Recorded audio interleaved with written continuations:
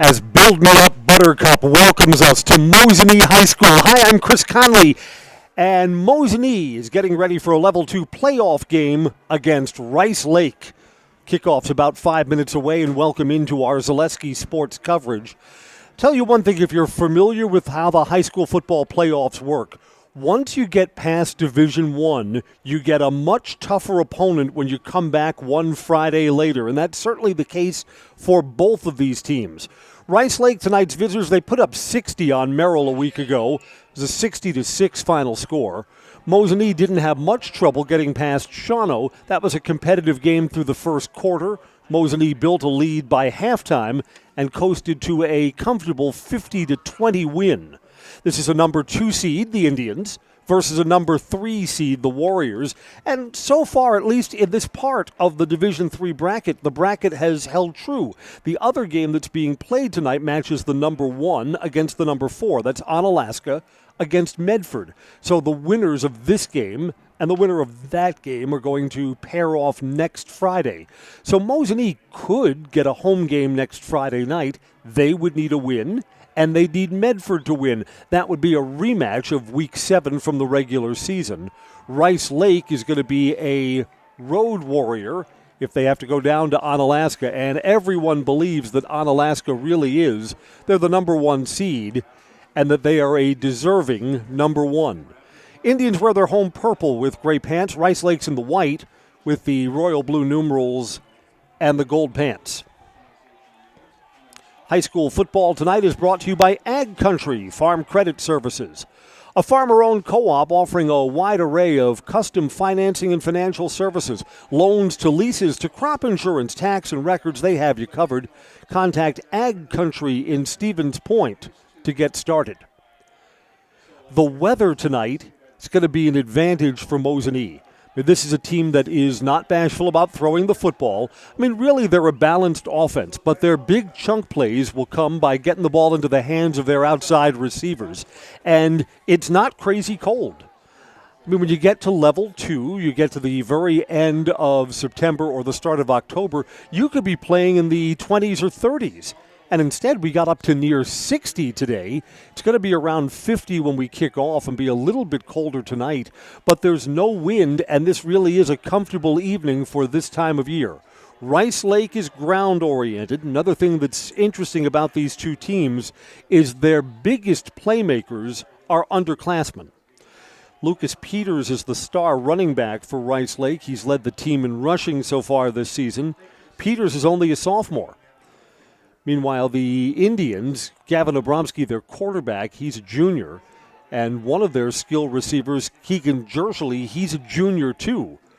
So Mosinee may think that they've got some quality for next year too. But again, once you win your opening playoff game, you're not thinking about a year from now. You're thinking about how deep can we go right now.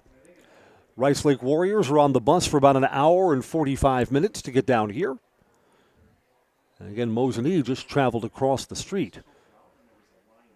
Going to have a big crowd today. You know, Rice Lake, it's kind of something that you should keep in mind about Rice Lake. I mean, here they are a Division III school. But Rice Lake is a big community compared to the other schools that are around them over in western Wisconsin. So Rice Lake brings over a huge team. They usually have bigger numbers, and Rice Lake is usually competing from one year to the next for a conference championship, although this year they finished in 3rd place. Rice Lake had 2 losses during the regular season. They came in the middle of the year, and then Rice Lake began playing better football down the stretch. Mosinee had to wait until Week 3 for their first win, and they've won everything since. So the Indians arrive here on an 8-game winning streak. They tied Stratford in a game that was cut short because of thunder and lightning, so a weather-related tie. Then they lost in Week 2 non-conference and have beaten all comers since then. Indians are on the field. Warriors have lined up across their goal line on the far side. The gentlemen from the VFW Honor Guard are about to present the colors and bring them out onto the field. And then we'll head over to the Mosinee Pep Band for the Star Spangled Banner. WIAA Level 2 playoff game featuring the Rice Lake Warriors.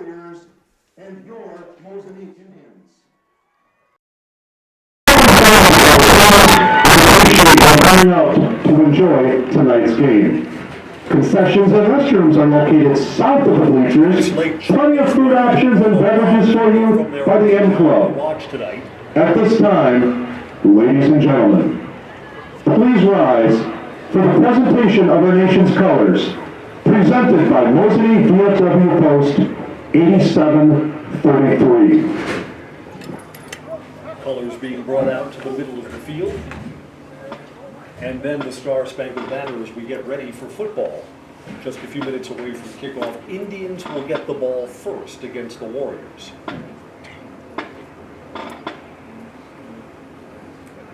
And now the crowd at Mosinee High School comes to its feet. The colors are presented for the national anthem.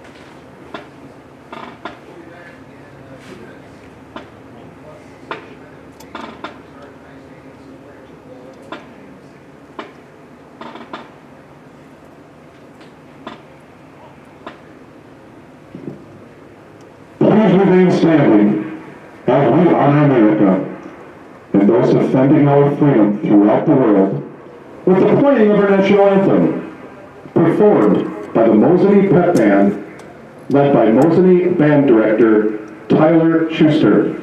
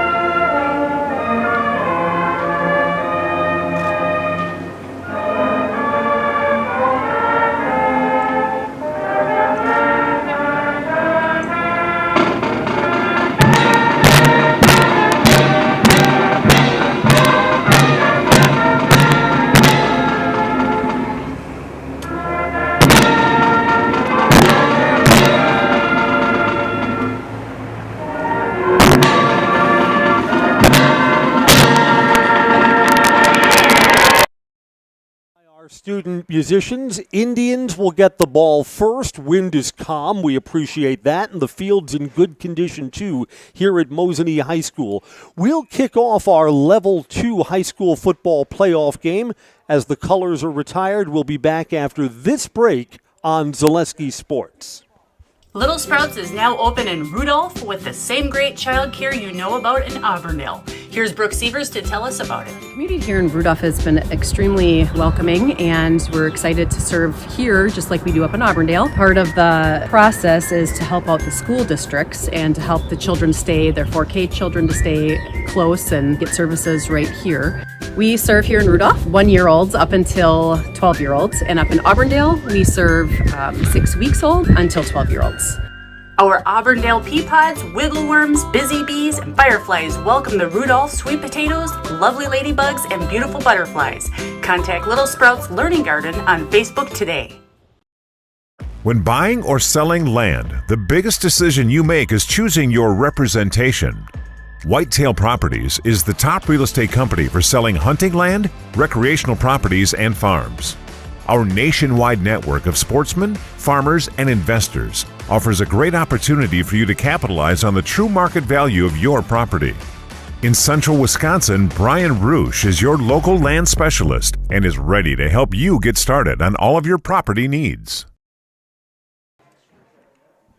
I'm Chris Conley, and welcome back to Mosinee, where the teams are coming onto the field to get tonight's football game underway. No tomorrow for the losers. They will be off-ramped at the end of our 4 quarters of play. The winner moves on to play either Medford or Onalaska. So the number 1 seed, that's Onalaska, is still alive in this Division III bracket. Indians are the number 2 seed. Across the way is the number 3 seed Rice Lake. Medford, number 4. You know what? Medford may be capable of springing an upset tonight. Our football coverage brought to you by Purple Mountain Solutions, your business's go-to for both public and private warehousing and product delivery. Whatever it is you're shipping, you know you can depend on Purple Mountain Solutions to get it there safely and efficiently. I was at a very entertaining Level 1 game last week as DC Everest tried to spring the upset on Hudson. Had the lead for a long time into the fourth quarter before the number 7 seed Evergreens fell to number 2 Hudson 20-16.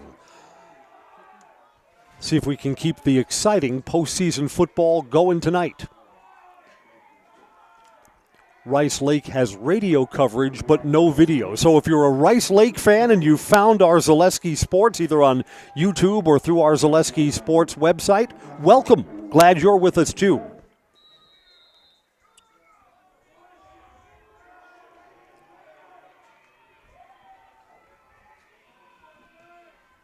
Ready for play? Let's light this candle. Line drive taken at the 10-yard line. Cutting back towards the center. Just short of the 30. Mosinee will start there. Junior quarterback Gavin Obremski. This level of football, a lot of kids play two ways. Obremski is a defensive back when he's not at the controls. Some of the Mosinee receivers are either defensive backs or linebackers. Aiden Shaughnessy's the receiver down low. Twins to either side from the pistol on first down. Pressure is modest. Breaks down out to the near side. Pass caught behind the line of scrimmage, but forward for gain of 4 or 5 yards on first down. So,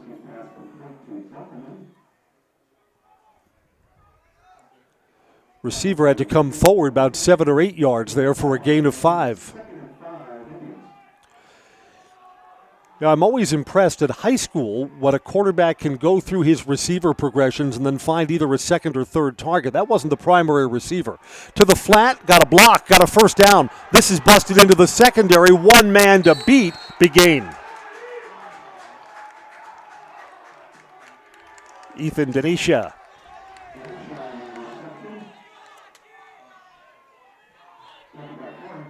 $32 yards. Obremski's 2 for 2 to start, and just like that, the Indians move the ball across midfield.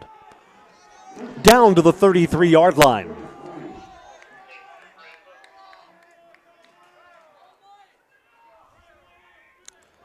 That's coach's kid Stoffel up high, tried on the ground for the first time. Counterplay, quarterback keeps it. 2 yards. So the Rice Lake defense is stingy between the tackles. Officially, it's a 1-yard gain. Need to move the ball down to the 24-yard line. Already, this looks like 4-down territory. Opening drive, Indians have moved the football. 2 to the near side. Quarterback keeps it again.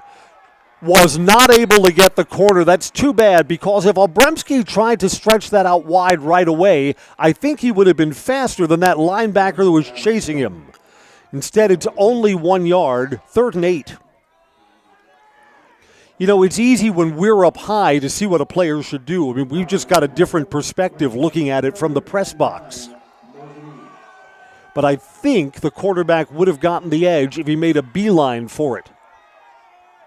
Passing spot here on 3rd down. Pistol, 2 up high, thrown underneath. Complete. Good defense. Gain of 2 or 3 yards. David Stoffel. Mosinee's completed all 3 of their passes, but they've still got 7 yards to go. Too long for a field goal. This is an in-between spot, so you go for it on 4th down.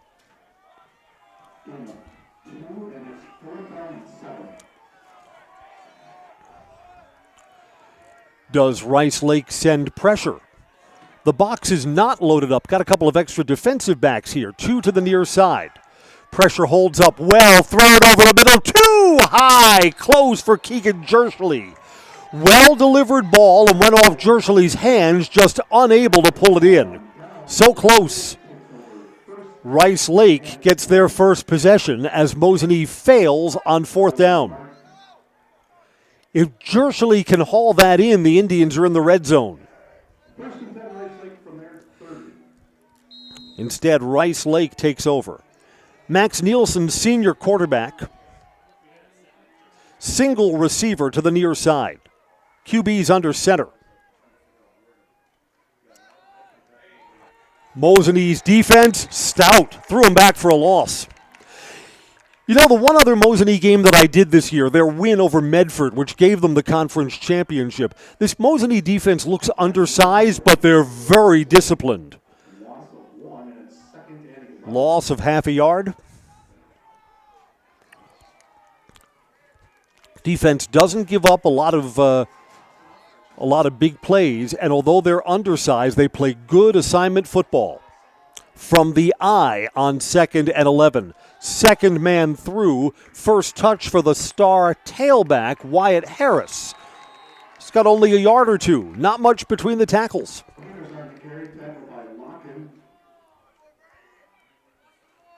Yeah, that's Lucas Peters. First touch for the sophomore. Here comes 3rd down. Got to get to the 40-yard line.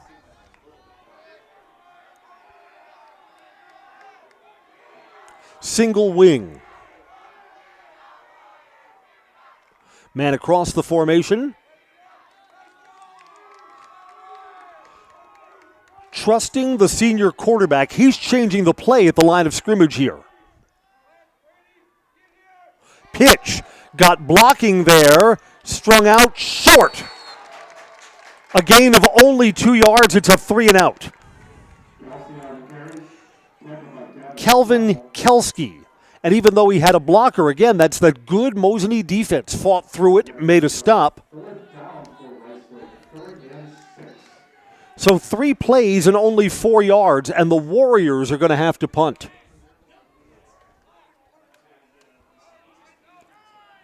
Shaughnessy and Jershely are back to receive this punt.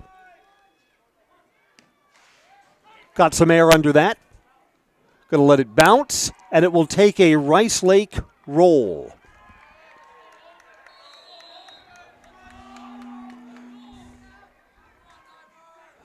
Boy, when you let the ball bounce, sometimes you're giving up 10, sometimes 15 yards of field position. Long field here from the 15-yard line. Down deep in Mosinee territory where Mosinee takes over 1st and 10 from their 15. So Mosinee has had the ball once, picked up 2 first downs, and then stalled on 4th down. Rice Lake's had the ball once, 3-and-out.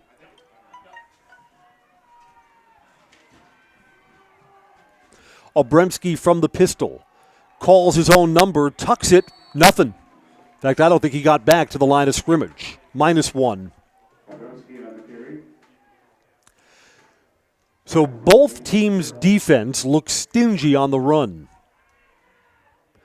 If that holds true to form, tell me which team can produce the big plays. Of course, turnovers, you got to be plus in the turnover category at this level of football. The fumbles and the mistakes sink your season. Throw out to the flat again. Soft coverage. Forward, breaking a tackle, and into the secondary is Shaughnessy. That ball came loose. Beanbag comes in. We're going to unpile. Let's see if Rice Lake has it. It's right in front of their bench, and Rice Lake believes they have the ball. No indication yet from the Zebras. Still waiting to get to the bottom of this pile.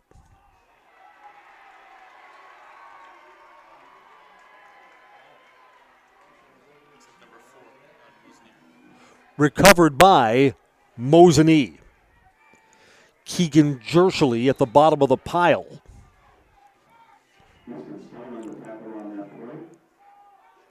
Gain of 13, and they barely hold on to the football.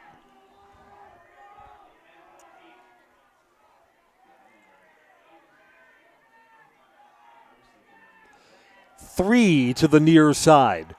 Little bit of pressure. Quarterback's indecisive. Down he goes. A sack. It's only a loss of 3 or 4 yards. Obremski was thinking about tucking and running and wound up tucking and covering. 2nd and 13. Trevor Zaleski, who runs our camera and does all of our tech tonight, is like a second set of eyes. He's got the big screen right in front of him. Could pick up right away that Jershely was the fumble recoverer.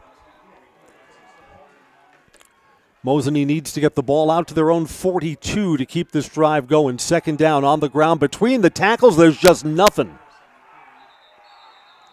I don't think that got back to the line of scrimmage. You know, if Mosinee doesn't have more success running the ball, it's going to clarify the scheme tonight. And that went backwards for 2. Going to do perhaps what the team does best, put the ball in the air.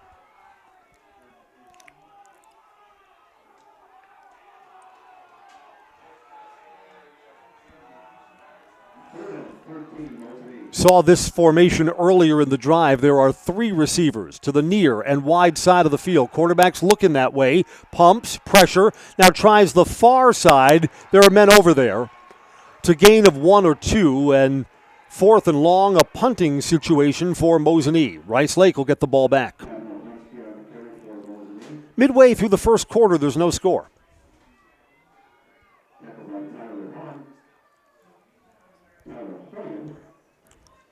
Defenses holding sway. Grant Kuklinski is in punt formation. No wind and not crazy cold tonight. Should benefit the kicking games. Tumbling. Taken at the 35, quickly across the 40, and then wrapped up at the 45-yard line.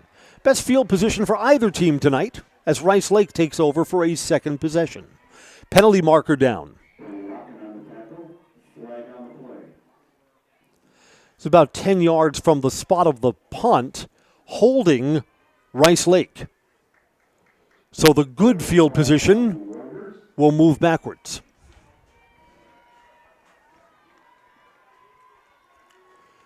We will respot the ball at the 37-yard line.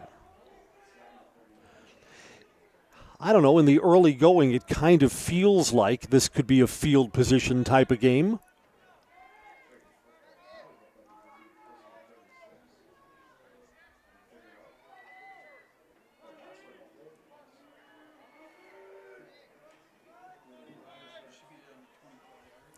Marking the ball back to the 26-yard line.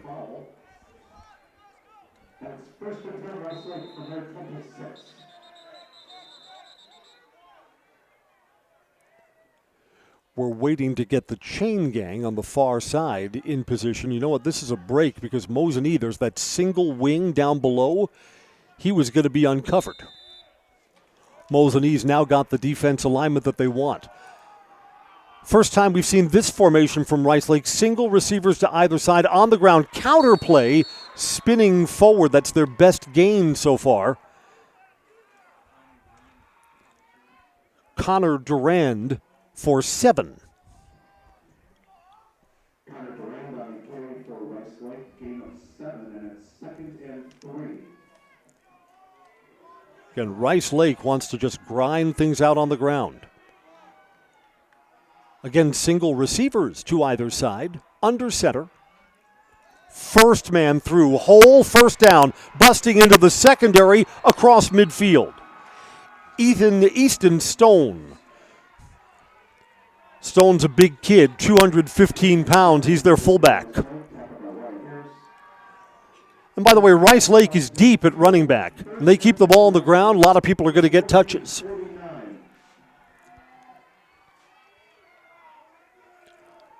First time Rice Lake has moved into Mosinee territory.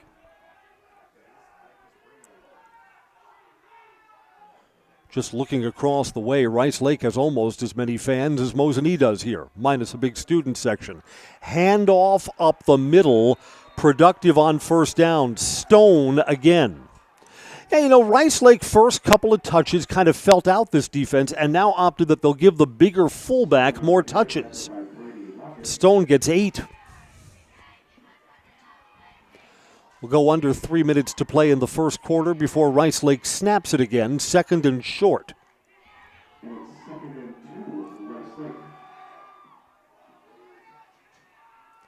Fullback's behind his quarterback again. Second man through, first down. Carson Tomish. So, Rice Lake has already had 5 running backs who've handled the football. Down to the 34-yard line, and the Warriors are driving.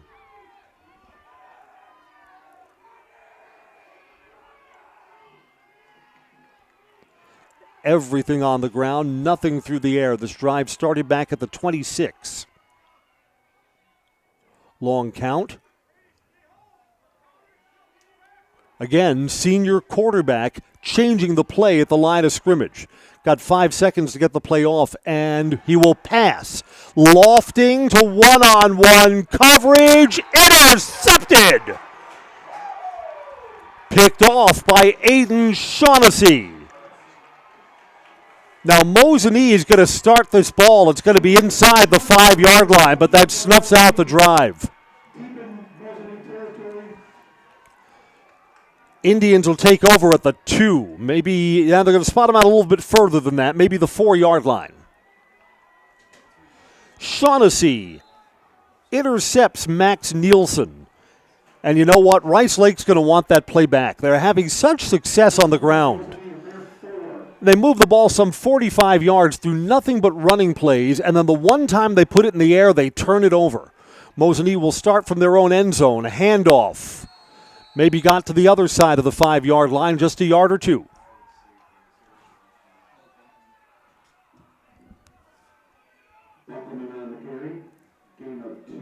Bunkelman carried.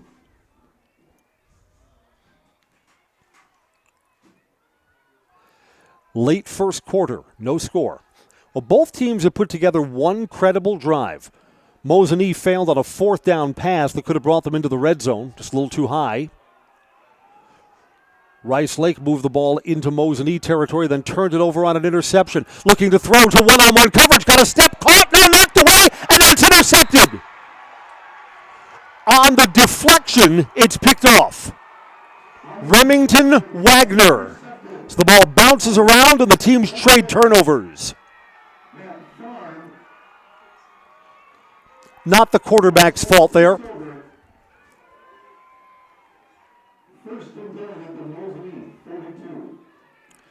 In Stoffel's hands, knocked away, and on the deflection, taken over. And you know what? That interception almost hit the ground. Cradled just before it hit the turf. Just under 90 seconds to play in the first quarter. Warriors have the ball back from the 42. Handoff between the tackles, 3 yards. That's Lucas Peters.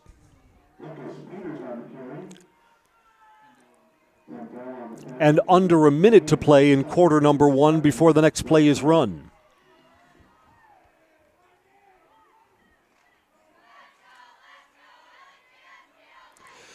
Yeah, as Rice Lake has gone heavy, the Mosinee defense has had more trouble coming up with stops. Heavy again. Close to the first down. Grinding forward is Lucas Peters. And I think where they're going to spot this ball, it's a gain of 8 and a first down. Stoffel makes the stop. The clock will stop momentarily while the chains are reset. And the referee is asking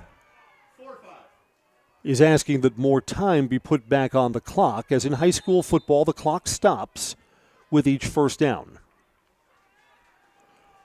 Rolling again, and our official game time is under 40 seconds to play in quarter number 1. New set of downs for Rice Lake.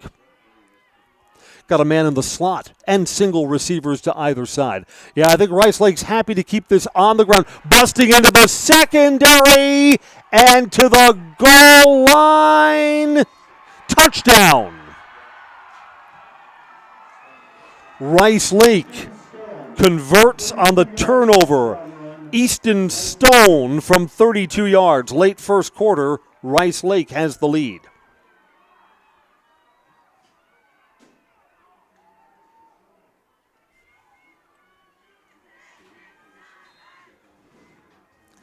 Each team has turned the ball over once.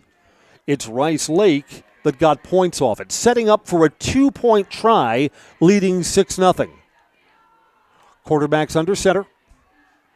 Handoff, fullback, plunging towards the line, no indication yet. Short. As they unpile, short, the try fails. 6-0. Late first quarter before Mosinee gets the ball back, we'll step out. This is high school playoff football on Zaleski Sports. I really got to understand what what a nurse is. Do they focus on you? You know, do they make sure that you're comfortable? And, you know, that's what Shai has. It's the connection that he has, you know, my best interest in mind, always. Why wait another day? Let's take the next step together towards a better life. First things first with Mid-State Technical College. Dual credit programs earn you college credit in high school. Then choose a path that suits you. Use your skills to start your career or transfer to a university to continue your degree. Choose a new career. Transition easily and quickly by upgrading your skills. Or continue your education with dozens of classes to get you on your path. No matter your stage of the game, your first move is Mid-State Technical College. Welcome back to Mosinee. All right, Rice Lake got a good bounce on an interception. 3 plays later, they're in the end zone. 6-0. No panic in these Indians. Regroup, put together a nice drive. Mosinee has shown ability to move the ball through the air, although the ground game is still absent for the time being.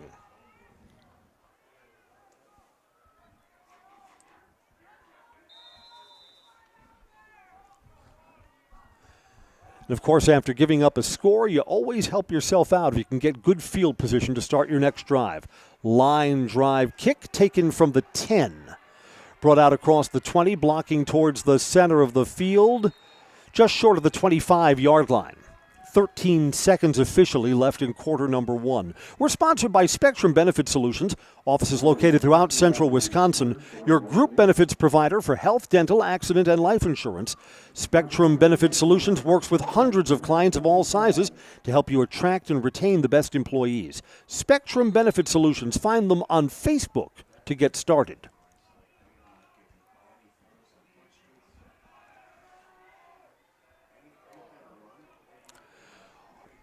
Abramski up to the line of scrimmage on what may be the final play of the first quarter. From the pistol, twins to either side, on the ground. And even with the 4-receiver package trying to spread out this defense up the middle, there's just not much doing. Wyatt Harris gets a yard as the first quarter comes to a close.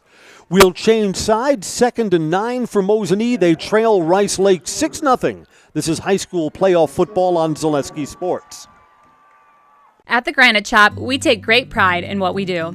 We offer high-quality natural stone granite as well as a huge selection of man-made stone. With full slabs as well as a variety of partial remnants, you'll have no problem finding the stone that was meant for you. Our high-end, high-quality granite, quartz, and marble is perfect for any kitchen, bathroom, or remodel need. We are locally owned and operated on County Road C near Stratford. We service all of Wisconsin. R&R Flooring in Spencer is your place for the best in innovation and lowest pricing for your flooring project. New or remodel, tile, carpet, hardwood, ceramic, cork, you name it, R&R Flooring is ready for you today. R&R Flooring supports area programs like the broadcast you're watching and also supports area suppliers so you get great quality and pricing that fits your budget. Go to R&R Flooring today to see their showroom of flooring, furniture, mattresses, and custom-built showers. R&R Flooring in Spencer. Ready to start the second quarter. I'm Chris Conley. Oh, we've got other games on Zaleski Sports. Marshfield's in action tonight, playing at River Falls. It's a winnable game for the Tigers. Edgar, of course, very much alive. And they're going to state, it seems like, every year. Stratford's playing tonight. Those are Zaleski sports games as well. Wausau West won their opening round level 1 game. Level 2 brings them over to Bayport. So that's a tough opponent for the Warriors, but they're a good team too. Back here in Mosinee, the second quarter starts at 2nd and 9. Going to throw. The protection's good. Now trying to run to the near side. Throws late. Almost intercepted. Tough decision for Obremski because he could have tucked and run and would have gotten some positive yardage. Instead, the incompletion brings up 3rd and long. The ball rests at the 26. You need the 35-yard line. Let's see, Assumption's in action tonight too, aren't they? Sure. Playoff football as far as our teams go on Zaleski Sports. On 3rd down, blitz is picked up, throwing, overthrowing everyone. Accepted. Some kind of miscommunication there. Shaughnessy was the nearest receiver, and he was all the way out in the center of the field, out near the hashbacks, and nothing towards the near side. Mosinee's going to punt. And even though we're in the early part of the second quarter, there's going to be a little pressure on the Mosinee defense here not to give up more points. Don't want to go down by 2 scores against a quality opponent. And Rice Lake figures to get good field position. Help yourself out with a good punt here. Snap is good. Line drive. Need a bounce. Bounces. Friendly roll. And it will roll to the 32-yard line. That came pretty close to hitting one of the Rice Lake return men. Want to be careful. You see that ball on the ground? Get away from it. Spot the ball at the 34.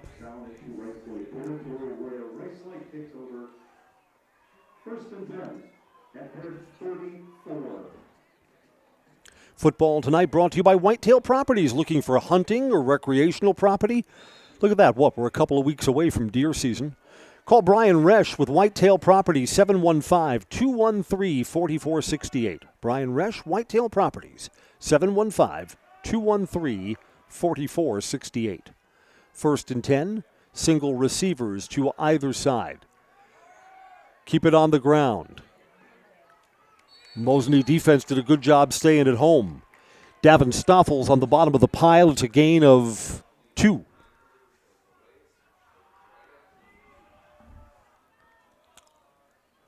And Carson Tomish for the Warriors almost twisted himself right out of his foot. Yet Tomish now becomes the 6th Warrior to have a touch. And here we are in the opening minutes of the second quarter. That's depth.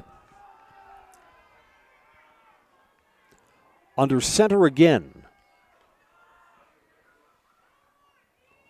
Man across, got to throw to one-on-one coverage. Too low. No, he got that. I think that's a catch. Oh, they're going to say he was out of bounds.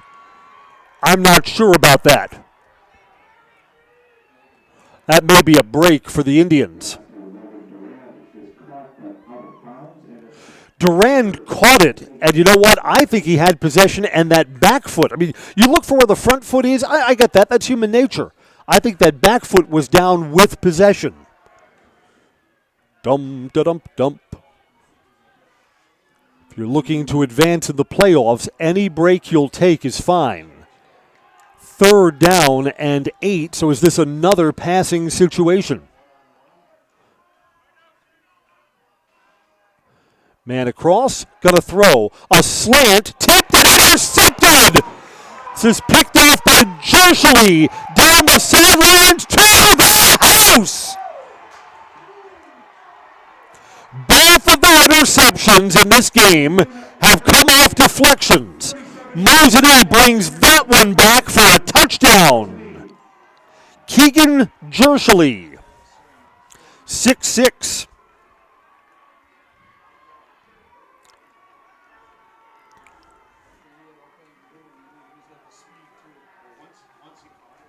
Mosinee will try an extra point to give themselves the lead.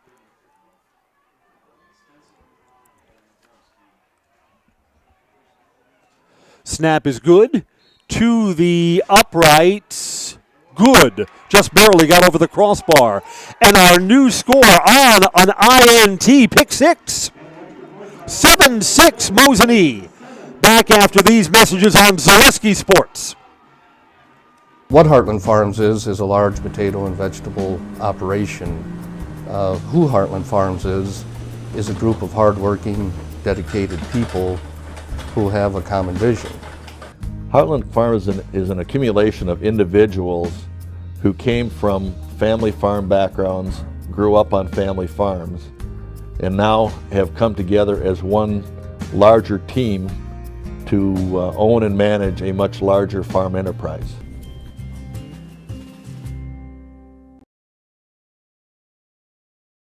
For over 50 years, the Dental Clinic of Marshfield has served the area with the talent and expertise of big city dentistry with a hometown feel.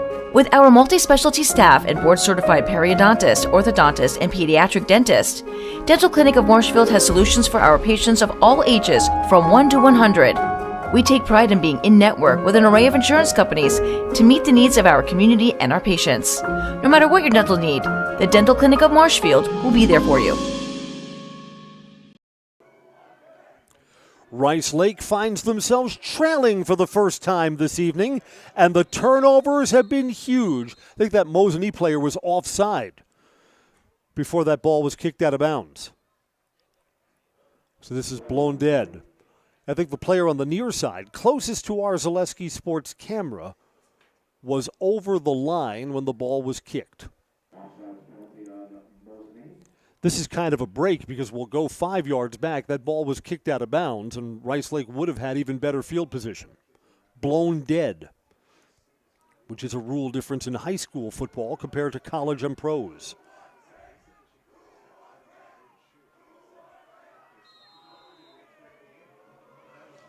Now we're ready. Line drive, bouncing kick. And Rice Lake's going to have good field position. Busts into the secondary, out near midfield. Got to spot this right at the 50-yard line. 7-6, 10.5 to play until halftime.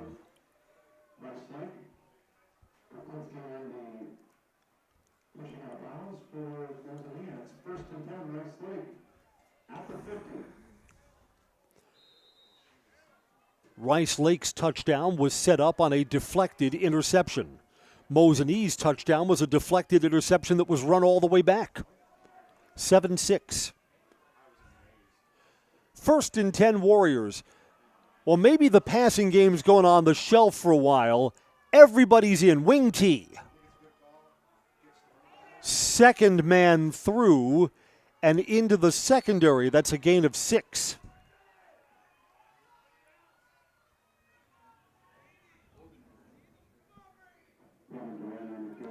Logan Durand.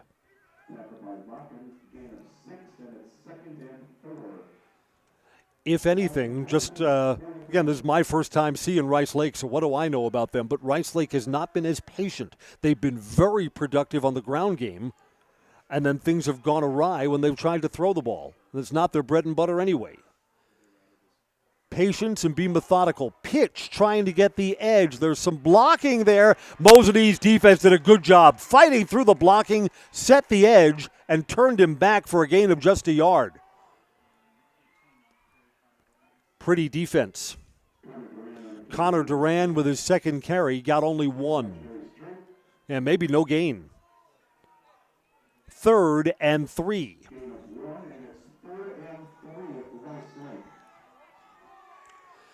Now they put the receivers back into either side. This is going to stay on the ground here. Under center.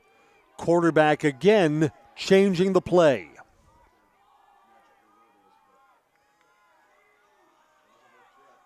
Ready to go now. Keeping it on the ground. First down. First man through down to the 34-yard line.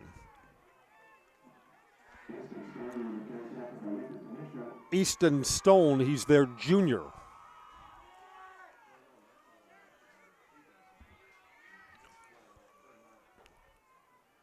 Yeah, boy, it's funny. Rice Lake, when they've had the football, have gotten into trouble when they've tried to be something that they aren't.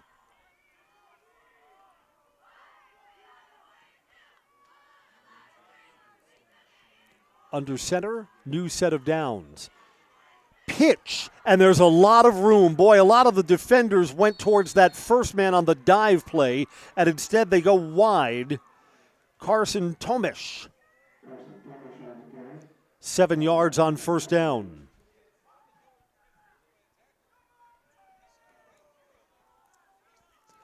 Yeah, I mean, Rice Lake does a lot of different things on the ground. Bring in that fullback and go between the tackles. Saw the option there.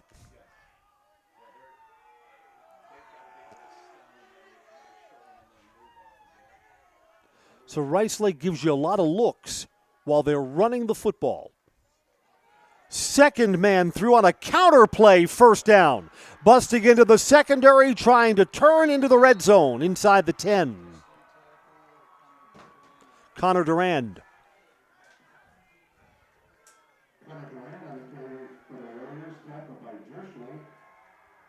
Ball down to the 6-yard line. It's first and goal.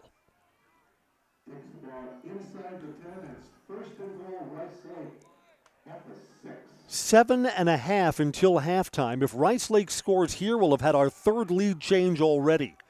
How about that for competitive, entertaining high school football? First and goal.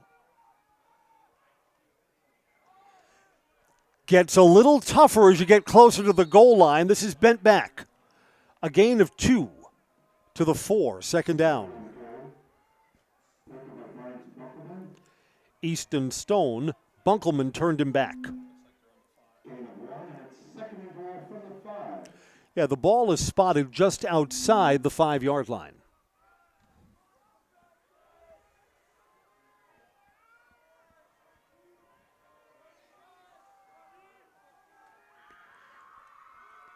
Going heavy here. Everyone's in tight. Wow, that running back tripped over his own lineman, and a yard or 2 for Stone again. Well, they're going to move him down. I think we're spotted inside between the 3 and the 4 on third down. Stone, when he got his legs tangled up with that guard who was moving back to try and block for him, kind of blew up that play. Self-inflicted wound. Third down, they'd probably go for it on 4th. First man through. I don't think he's in.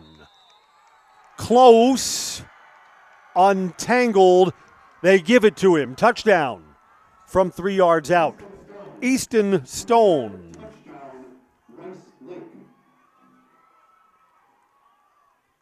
Almost held him short of the goal line.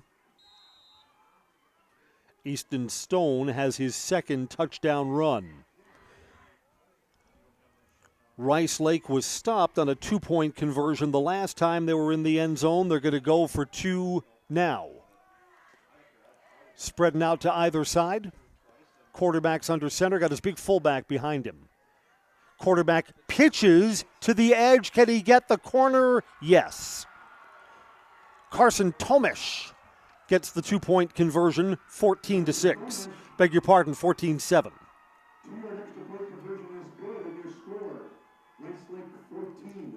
Let's see if Mosinee has an answer when we come back on Zaleski Sports.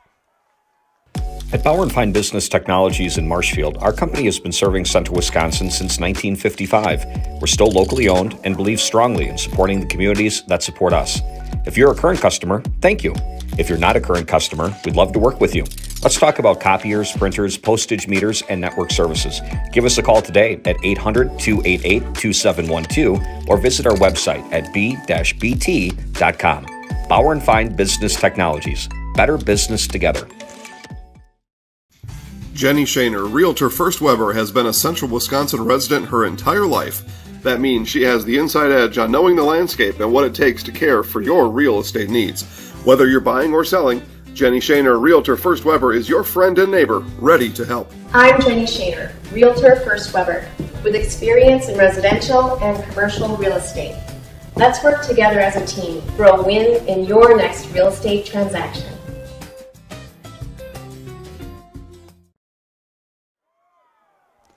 Welcome back.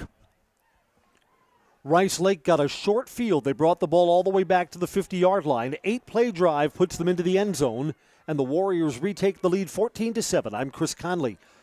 Mosinee's defense, the adjustment that they've got to make, got to be better at stopping the run. They've given up yards up the middle, and in a couple of plays on that drive, they gave up the edge too. So I get it. You try and put more defenders in the center part of the field, but then you wind up giving up the corner. Let's see if this bounces out of bounds. It's picked up all the way at the 1-yard line. Mosinee's going to have lousy field position. I get that you're waiting to see if that ball goes out of bounds, but boy, you give up any possibility of a return. Long field ahead of the Indians. Spot the ball at the 7-yard line. I mean, that ball was a yard or two from going out of bounds.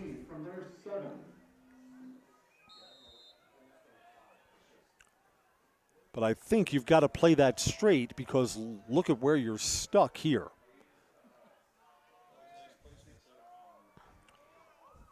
This play is going to start from the goal line with the quarterback in the pistol, going to throw out to the flat, complete slips. That ball is going to be a catch and a fumble, and Rice Lake is going to get the ball. Ruled a catch and a fumble and a turnover in the worst possible spot on the field.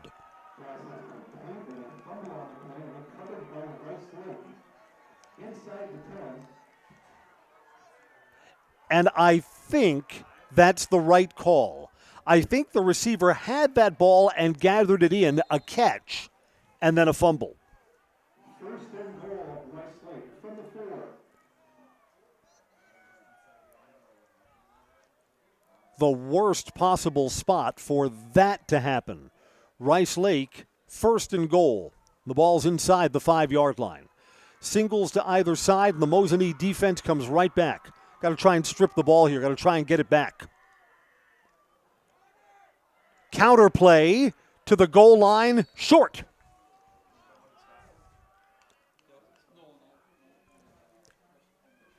Tomish carries again. Well, he halved the distance from the 4 down to the 2.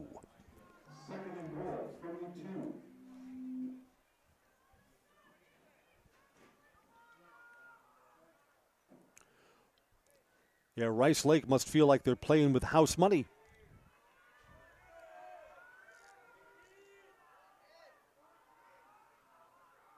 Fullback behind the quarterback. Man across the formation. Fullback to the end zone. Touchdown. I think that's Lucas Peters that just carried that in. Lucas Peters, 2-yard touchdown, Rice Lake. So 2 plays after the Mosinee turnover, Rice Lake is in the end zone.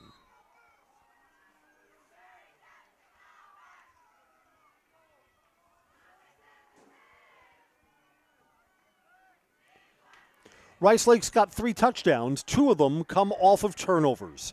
Going for 2. Second man through. Now they go to the edge, and he's in. 2-point conversion successful. They swarmed to Peters, and it was on the outside. Tomish carries in. So after a turnover, Rice Lake opens up a 2-score lead. It's now 22-7. Back after this on Zaleski Sports. Witness the difference of a Catholic education at Columbus Catholic Schools. I think everyone should just know what makes this place special. Come and see. That's just what the Lord always said, and put your toe in the water. There are great schools, and it's a good fit. I'd always want them to come and to just feel the goodness and the family atmosphere. I invite everyone just to come in and see what it's about and to see if it might be right for them and their family. We invite you to schedule a tour today. Well, both teams have turned the ball over twice. Rice Lake has 2 touchdowns off those Mosinee turnovers. Mosinee's got a pick 6. So their offense has yet to put the ball in the end zone. Got to change that on this possession.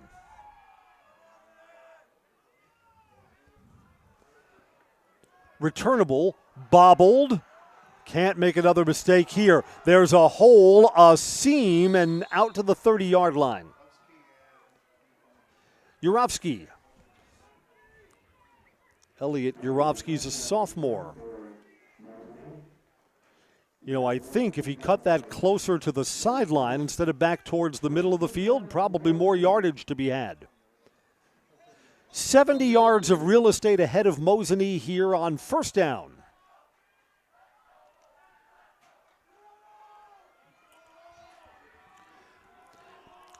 I guess the trick for Mosinee is not to fall further behind before halftime. Score a touchdown and you feel like you live to fight again in the second half. Throwing over the middle complete. Elevating. And yards after the catch too, and almost fumbled and held on to. Keegan Jershely. 35 yards on the catch and the run afterwards. Just don't like that Jershely had that ball all the way out away from his body. Well, just like that, a chunk play gives the Indians new hope. 3 receivers way up high. Man across the formation. On the ground. Quarterback keeps it and pitches. Best running play of the evening. 15 yards, first down.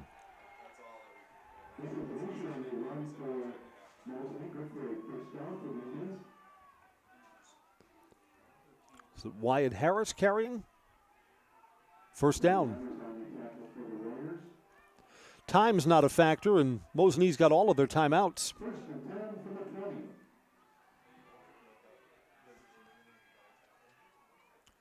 Quarterback designed rollout.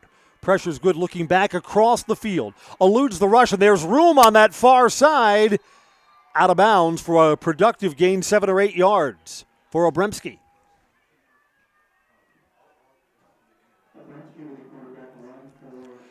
The Mosinee offensive line's been solid today. When they've wanted to throw, they've had good time. Quarterback's been sacked only once.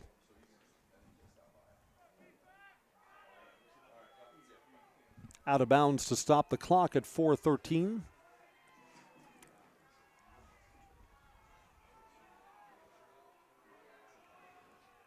Move the ball down to the 24. Going to pass again. A screen. Gets away from one tackler. Gets the corner. That's another nice gain. Into the end zone. Touchdown! Keegan Jershely got his block and then got the corner. That's a really nice answer for Mosinee. Took him just 4 plays. What a nice answer for the Indians. Still trail here, but that's exactly what Mosinee needed.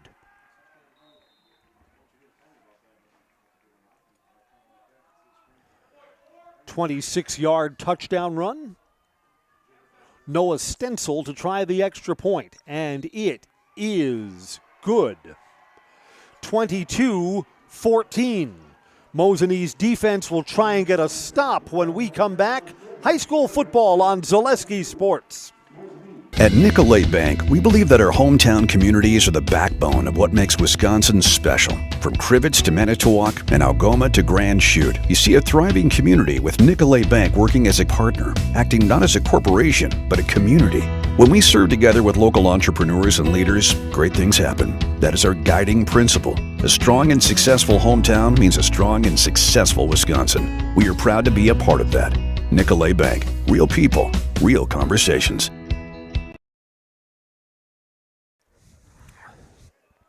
These teams have combined for 4 touchdowns in the second quarter. Neither defense has been able to get a stop. And with 4:03 left until halftime, we may not be done with the scoring yet.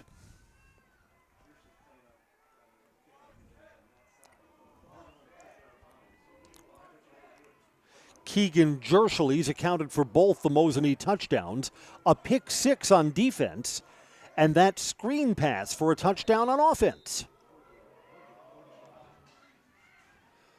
Line drive kick, bounces and gets behind the return man. Had to go inside the 5 to get this. So Rice Lake is not going to have good field position. They'll start shy of the 20-yard line.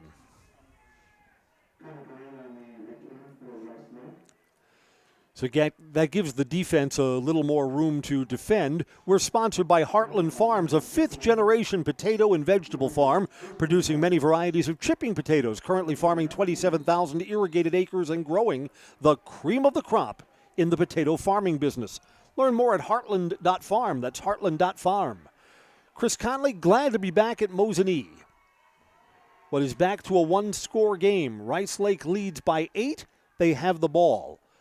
Up the middle, no, misdirection, and they get the corner. 16, 17 yards. Durand.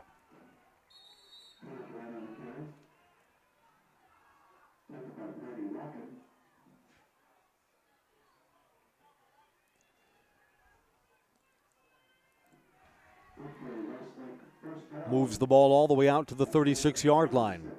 So bad field position suddenly becomes good field position with a 17-yard run to open the drive.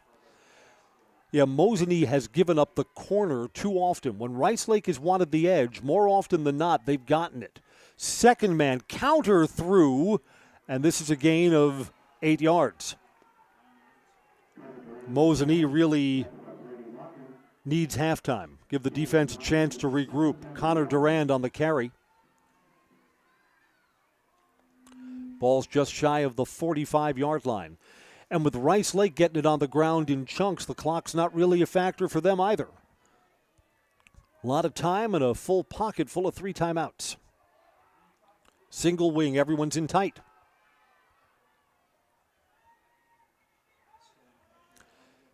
Yeah, Mosinee is not able to stop the run defensively at this point in the game. That Rice Lake back is slow getting up.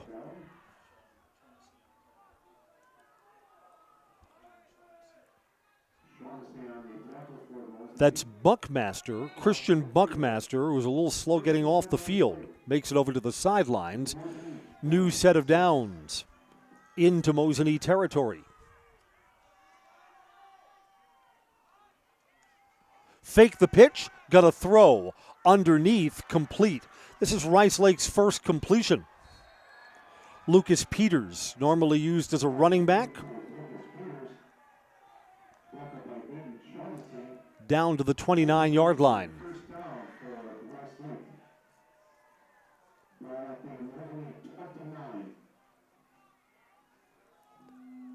Rice Lake has scored on their last 2 possessions. You know, the Mosinee defense got a 3-and-out the first time Rice Lake had the ball. But since then, the stops have been much, much harder to come up with. 2 receivers high, 1 down low, second man through. Still went for 4 yards, even though it looked like the defense stayed home. Still not able to turn that back.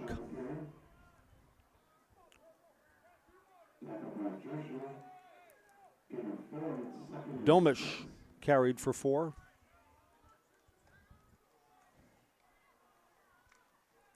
Just feels like the Mosinee defense has been on the field a lot too, so maybe in the late stages of the first half, is fatigue a little bit of a factor here? Could be.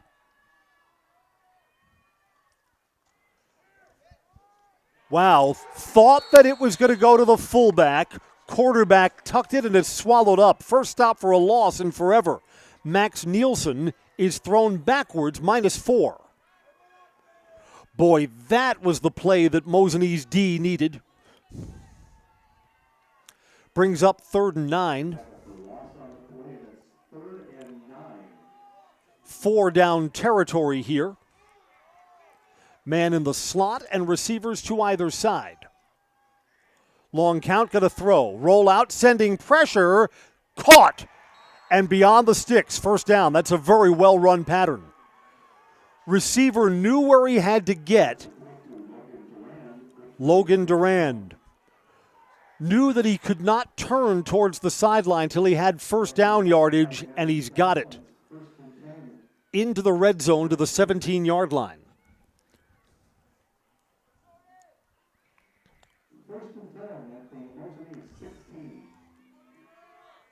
Rice Lake has all 3 timeouts.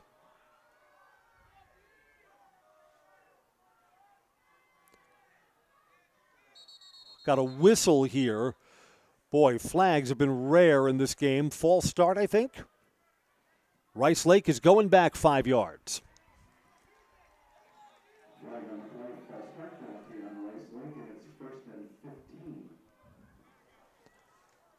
Wonder what we have coming up at halftime. Do we have a DC Everest Hard Knocks? Jerry Sins from Edgar. That's appropriate. As we get deeper into the playoffs, who knows more about going deep into the playoffs than Coach Sins? 1st and 15, now back to the 22-yard line.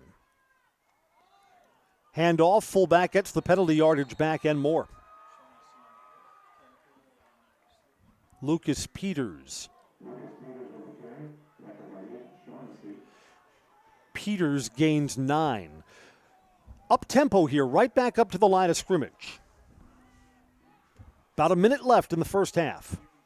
Peters again dragged down. He's close to the first down. This will depend on where it's spotted. Going to stop for a moment. Referee is looking over towards the sideline and indicates first down. Got another play called, 1st and goal, inside the 10.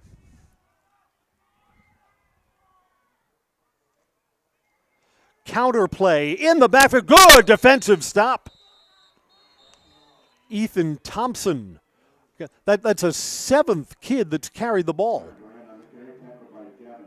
Duran, beg your pardon, carrying. And Rice Lake will take a timeout.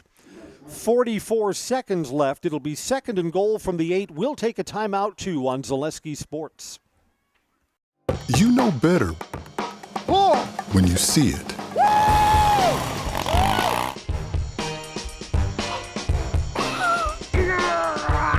All right, 1, 2, 3. But sometimes it's a little harder to tell what better looks like, and you could use a little help. Thanks, Mom. Security Health Plan. Everything you need in a health plan. Everything you'd expect from a good neighbor. Out of the timeout. 2nd and goal from the 8, and this is an important 8 yards. This will determine if Mosinee is down by 1 score or down by 2 scores at halftime, and Rice Lake gets the ball to start the 3rd quarter. Yeah, this is mission critical for the defense. 2nd and goal. Everybody's in tight. Man across. Fullback carries. No, it's on the edge. Even I was fooled by the misdirection. An 8-yard touchdown run. Rice Lake's back up by 2 scores. Max Nelson is in the end zone. Again, the Mosinee defense has given up touchdowns the last 3 times that Rice Lake has had the ball.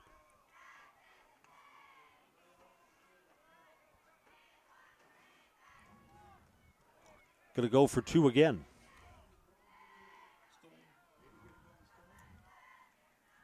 Quarterback design rollout. There's pressure, throws, knocked away. 2-point try fails. 28-14.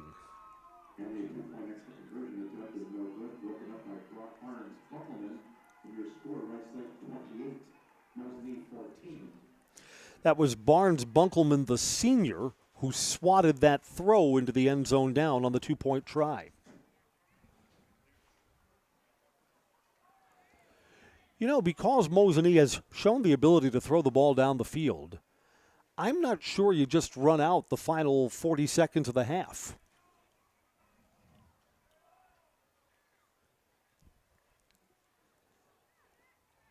And what's going to be the most interesting possession of the game is what Rice Lake does at the start of the 3rd quarter. Mosinee's defense has struggled to get stops in the 2nd quarter after being pretty solid in the 1st. But if Rice Lake comes out of the locker room to start the second half and puts the ball in the end zone again, the waters get pretty deep for the Indians. And again, I'm not so sure that Mosinee just takes a knee and runs out the clock. And a good return could change the calculus on that.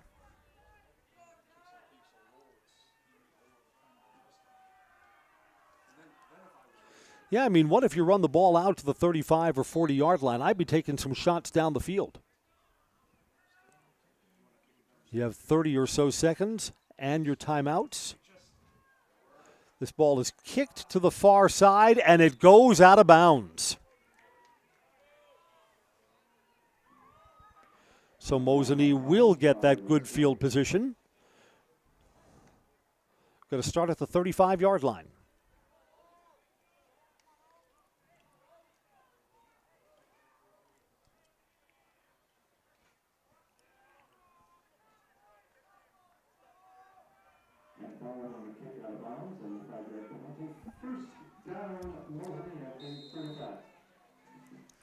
What also, I think, changes the calculation about being in go mode here, no time comes off the clock on that kick out of bounds. You got the full 40 seconds to work with. Extra man into the box. The offensive line holds up well, just behind Davin Stoffel, incomplete. And, you know, with the 3 timeouts, you could throw to the middle of the field because you could stop the clock. Only 3 ticks come off there.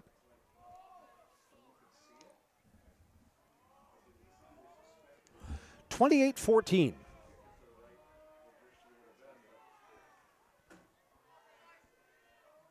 Pistol again. Pressure's good again. Underneath, got some speed to burn here. Jershely gets out of bounds. Tiptoes forward for 7 yards and stops the clock.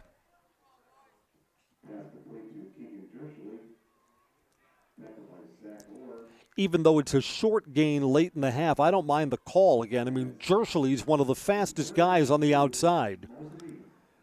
So you give him a chance that maybe he can break something or scoot down the sideline. I mean, granted, it didn't happen, but it's the right idea. It is 3rd down. 2 yards to go. Quarterback keeps it. 1st down, and you'll take a timeout here. The clock will stop for a moment. And down to the 44-yard line. Obreski.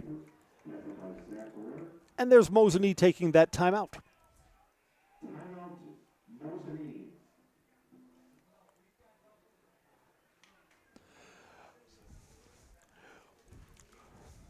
Mosinee's purple would turn pretty as pink if they could get some points before halftime here.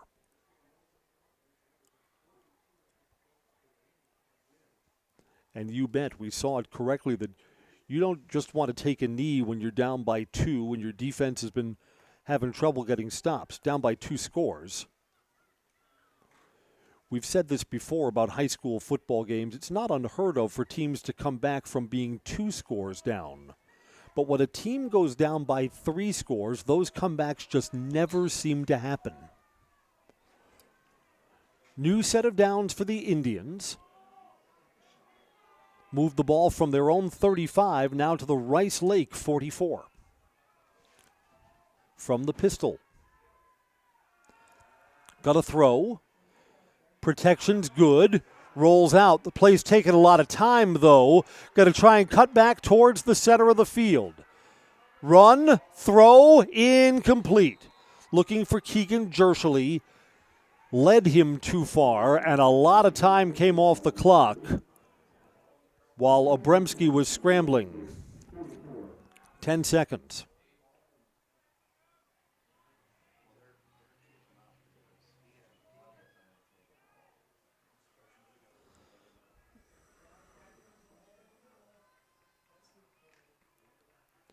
Up to the line, probably 2 more plays till intermission.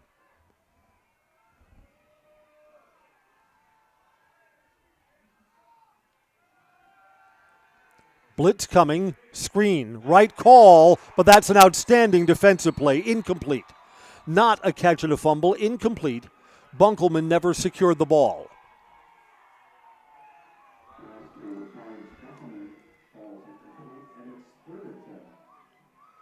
And the screen was the right call there.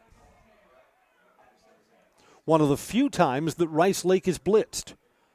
So you should have some room there, and then that one guy, that one linebacker came up, made an outstanding play. End zone or bust with 4 seconds to play until halftime. Extra pressure coming. Keeping it alive with his feet and throwing to the end zone, incomplete. Halftime.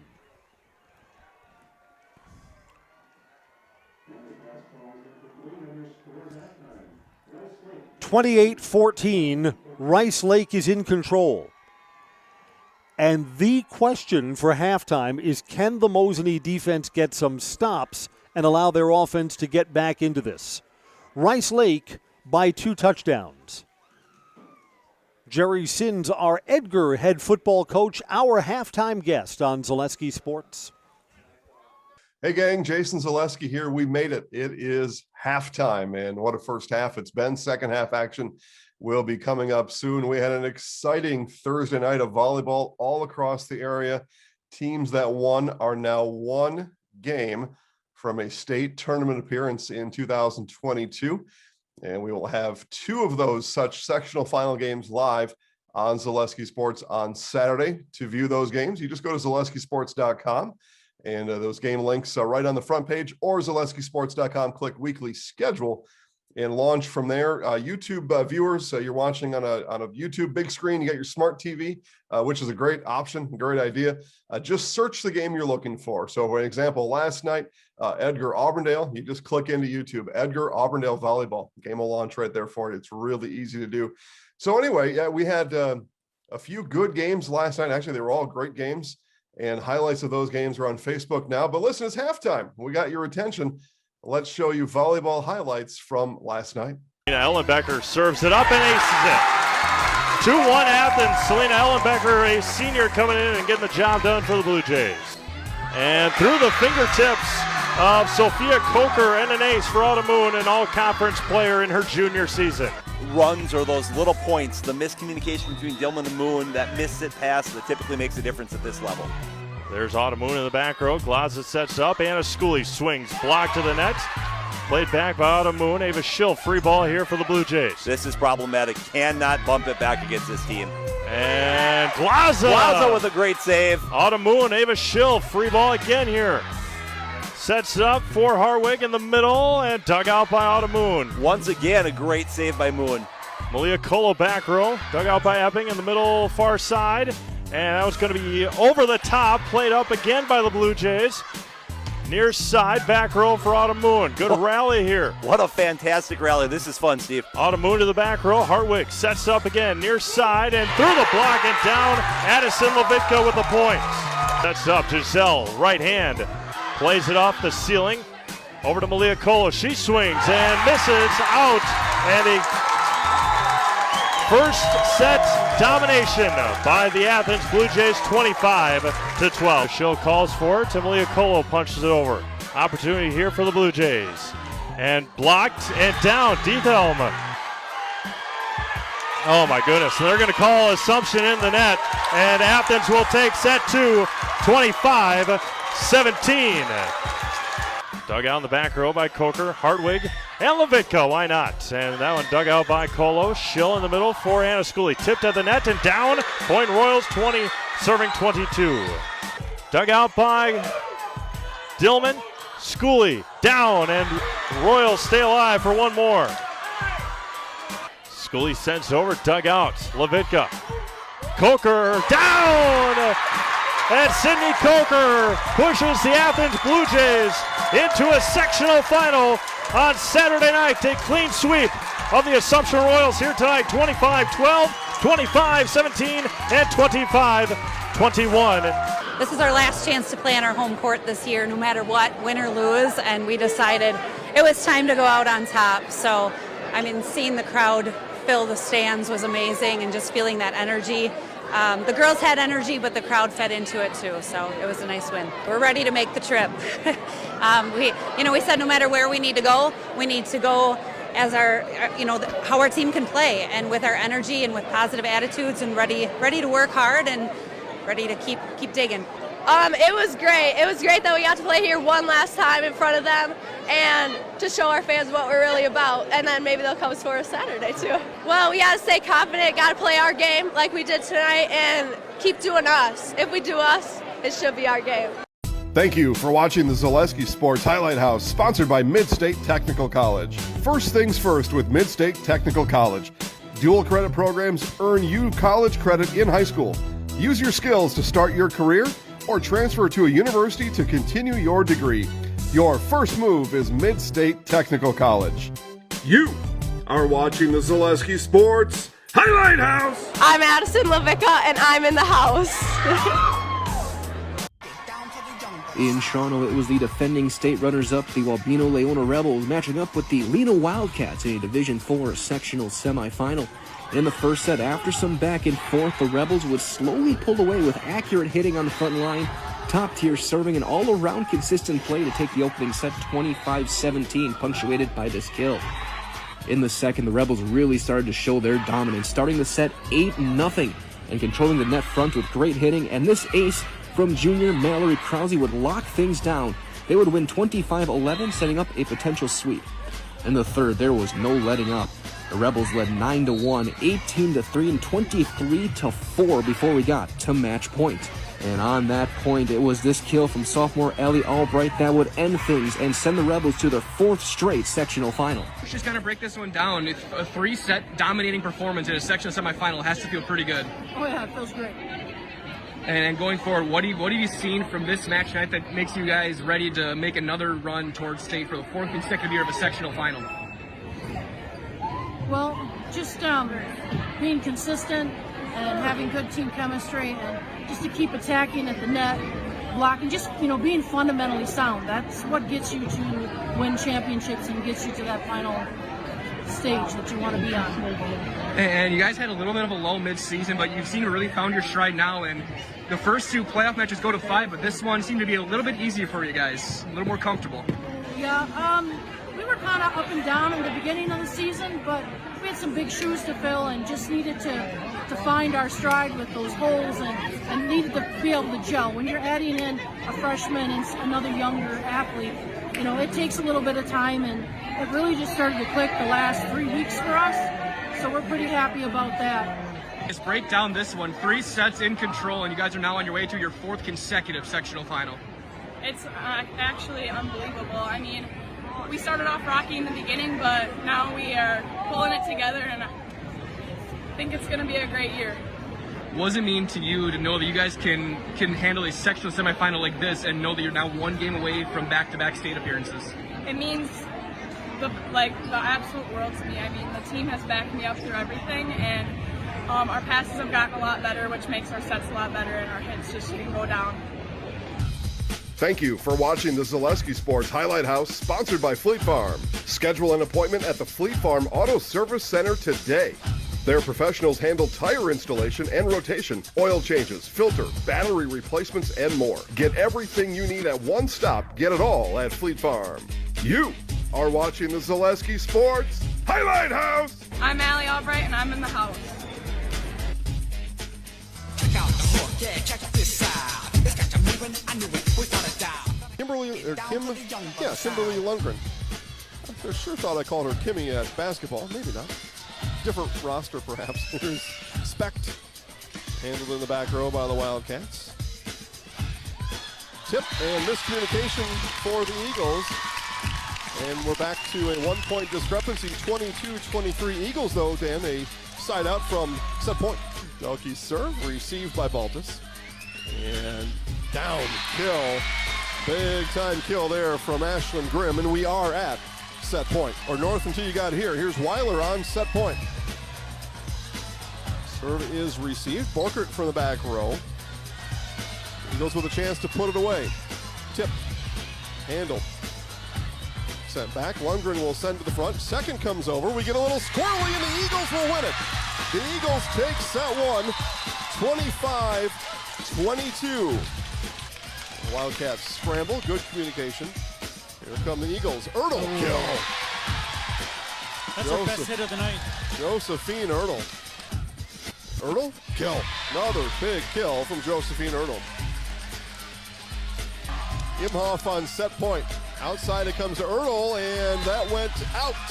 So the second goes out. The Wildcats take set 2, 25-19. Davis, set, tip, down. What a play for Emery Borker. Tip blocked right back. Lundgren, and down. Oh, what a move, what a decision for Kendall and Dalkey. There's Murkowski, kill, gets it right back. And we are at set point here in a pivotal set number 3. Bit of confusion for the Eagles. They do get it over. Here it comes. Set point 2, Borkert, tip. And a second hit is a double. And it is 2-1 Edgar. Edgar gets set 3, Dan, and it's a big one.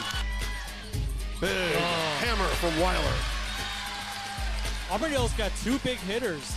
Yeah, Weiler and Ertl, and they have outside again for Ertl. Tip, joust at the net, and Auburndale has squared it up at 4 as they take it 25-21. Dan, we go to a 5th, and this is going to be great. Totally okay. Ertl off the block, it's a kill. Good hit. Auburndale back to within a point.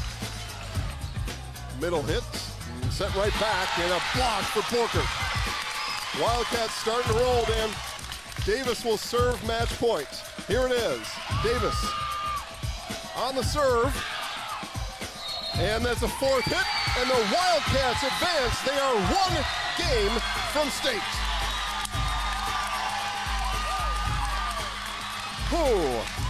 That was exciting. It was great.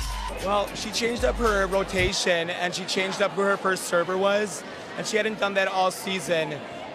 First of all, that was our first 5th set match all season, and I thought we did really lovely. In the 5th set, we changed up our serve by 1 spot so that we could have 2 big blockers on Joe, because Joe was just incredible, and she was doing some really great things.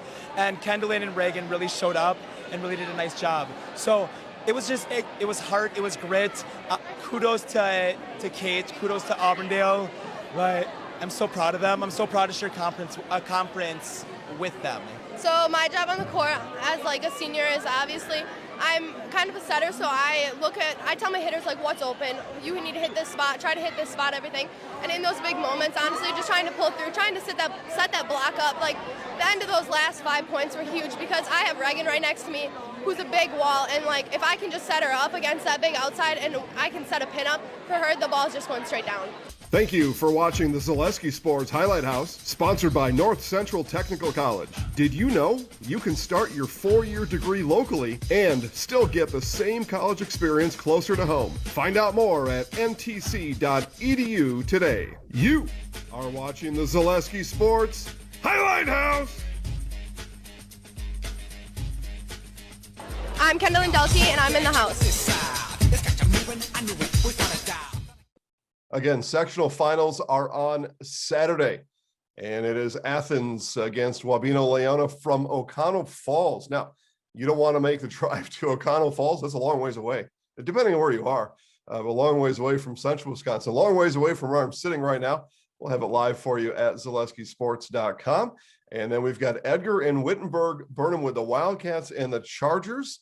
And that game is in Auburndale, and we'll have that one live for you as well. So 2 games where you'll see a Division III and a Division IV volleyball team punch their ticket to the state tournament in Green Bay. Exciting times on the network tomorrow on Saturday.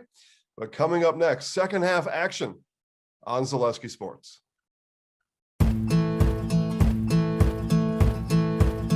From humble beginnings in 1904, the Wheatrick family has grown Grassland Dairy Products into one of the largest processors of butter in the nation. Based in Greenwood, Wisconsin, the family and its hundreds of employees continue their pursuit of providing high-quality products that can proudly be served in restaurants and homes across America. Central Wisconsin Glass is Central Wisconsin's choice for your next new or remodeled shower and bathroom. The experts at Central Wisconsin Glass will effortlessly guide you through the design and installation process. Have the elegant and modern shower and bathroom you've been looking for. Call Central Wisconsin Glass at 715-387-8010. That's 715-387-8010. And Central Wisconsin Glass on Facebook for your residential, commercial, and vehicle glass needs. Nasonville Dairy, family owned and operated, bringing you fresh cheese curds made daily, along with many other varieties of Wisconsin-made cheeses and treats. Don't forget to check out our cheese and sausage trays for your upcoming parties and cheese and sausage gift packages for the holiday season or any other special occasion. Nasonville Dairy, located just southwest of Marshfield on U.S. Highway 10, NasonvilleDairy.com. Welcome back to Mosinee. I'm Chris Conley. We had a couple of lead changes, even though Rice Lake leads now 28-14 at halftime. Rice Lake scored on an Easton Stone 32-yard touchdown run with 19 seconds left of the first quarter. Otherwise, we went through quarter number one with nothing. Failed on a 2-point try, 6-0 Warriors.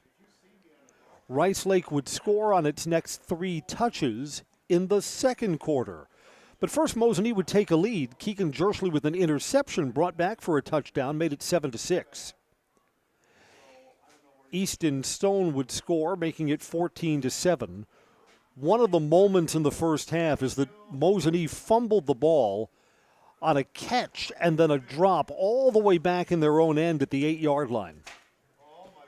Rice Lake traveled from the red zone in for a touchdown. Got the 2-point conversion, went up 22-7. Again, Rice Lake has scored on their last 3 possessions. Mosinee's only offensive touchdown was a 26-yard pass from Obremski to Keegan Jersley. So Jersley is responsible for both of Mosinee's touchdowns, a pick 6 and a catch on a screen where he was able to scoot down the sideline. 28-14 with Rice Lake about to get the ball. Again, what Mosinee really needs, what the focus I would imagine was on at halftime, how do you get a defensive stop? Make sure you don't go down by 3 scores. And, of course, we'll know that part of the story pretty quickly once the third quarter gets underway. Teams are out and warming up before the third quarter begins, and high school football tonight is brought to you by Kerry Van Ert's State Farm. Like a good neighbor, State Farm is there.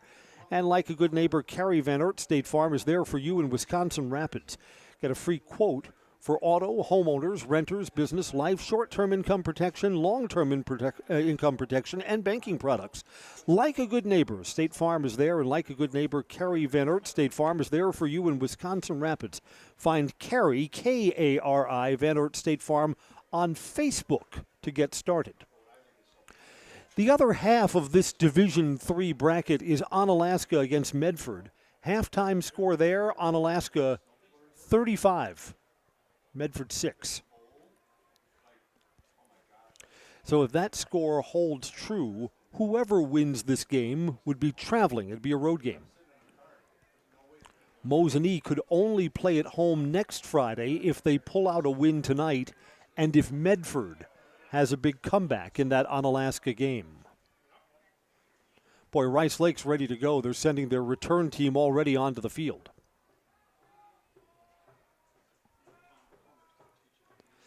It's been a comfortable night, not uncomfortably cold and no wind.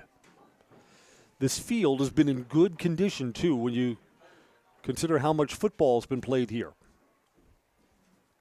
Win or lose, Mosinee's had a good season. Great Northern Conference champions come in here on an 8-game winning streak. And hoping to play a little further, but they'll need a second-half comeback to keep their season going.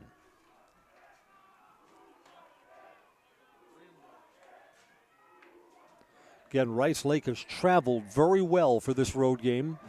Little under 2 hours to get here. Kind of a chip kick to the 25-yard line. Across the 30. And all the way out to the 40-yard line on the return, Jacob Coons. Coons is one of the few available running backs for Rice Lake that has not touched the ball. And he has yardage in other regular season games. 60 yards of field for the Mosinee defense to try and get some stops. Again, Rice Lake has just been kind of grinding up this Mosinee defense on the ground. 1st and 10. Single wing to start the second half. And up the middle, 6 yards.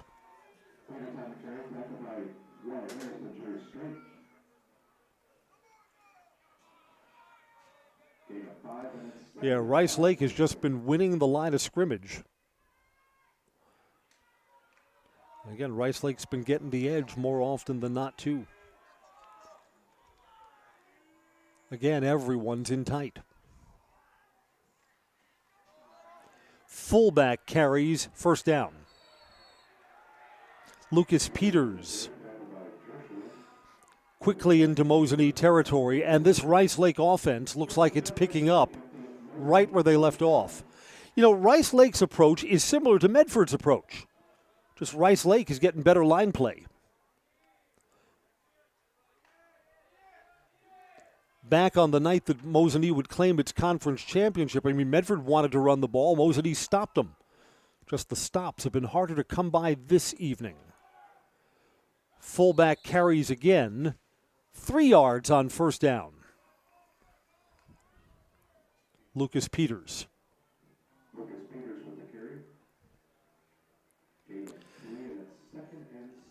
And already on this part of the field, looks like 4 down territory again. So Mosinee's got to come up not with 2 stops, but with 3 stops here.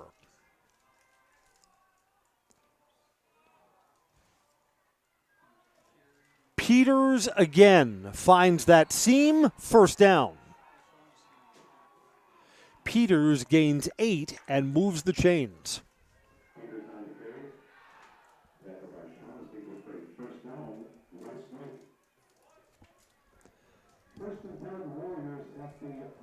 The other thing, too, although fatigue shouldn't be an issue after halftime, you just look at the overall body of this game, the Mosinee defense seems like they've been on the field constantly.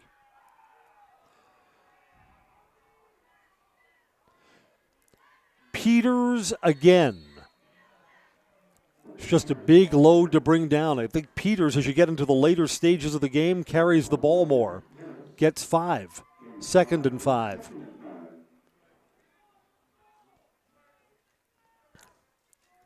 Quarterback's going all the way over to the sideline to get the play, Max Nielsen.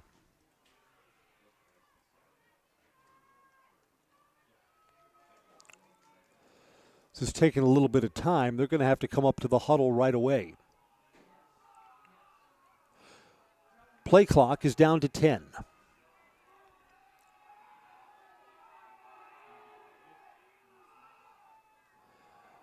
On the ground again, 1st down again, busting into the secondary. Lucas Peters.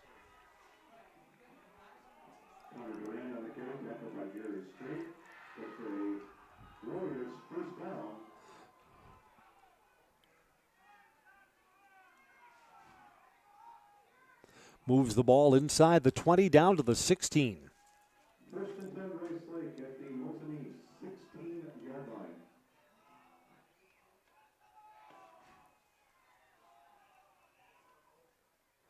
Counter play. And down to the 10. That's Duran carrying. Connor Duran's a sophomore. Brother Logan's a senior.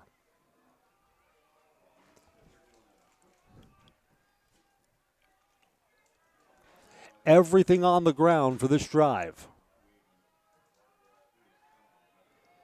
Started back at the 40-yard line. Moving methodically. Try the wing. Wow, the Mosinee defense gets a stop there. Bunkelman came up. Peters carries, and it's a short gain, maybe a yard. 3rd and 4. Rice Lake has not kicked in this game. After each touchdown, they've gone for 2, which tells me that the field goal is not a part of their offense. 4 down territory. So 2 plays to get 4 yards for the Warriors. Delayed handoff forward. That's going to be first down yardage. I think Lucas Peters just carried again there. Duran stopped by Harris. And the ball's at the 5-yard line, 1st and goal, just outside the 5. Rice Lake's taken 5 minutes off the clock to start the 3rd quarter, too. Leading by 14, looking for more. Wing T. Handoff to the goal line. He's in. Touchdown.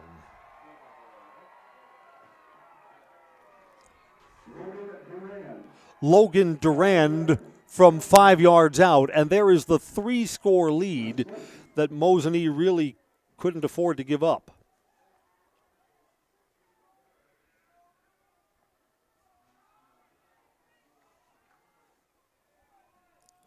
Rice Lake has scored on their last 4 touches. 2-point try here. Max Nelson under center. Counter play. I think he stopped short. Is he? Short. Counter play, and Connor Duran didn't get it.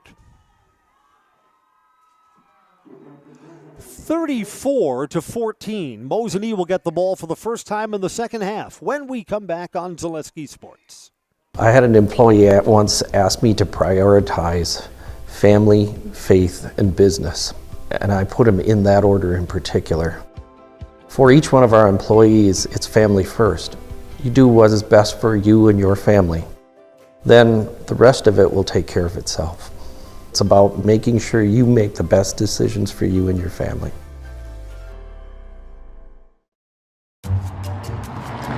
At Express Employment Professionals, we place people from all walks of life in all kinds of jobs.